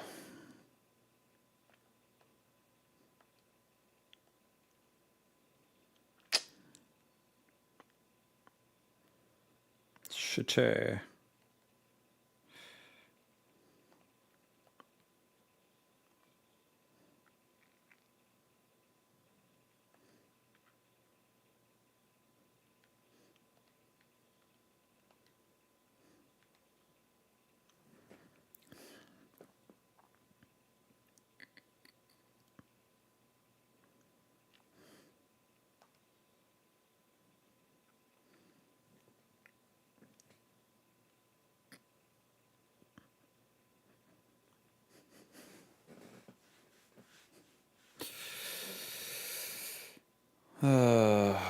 I guess I should go to bed. I've got court in the morning. Court. Stupid. So pissed. All right. I'm out.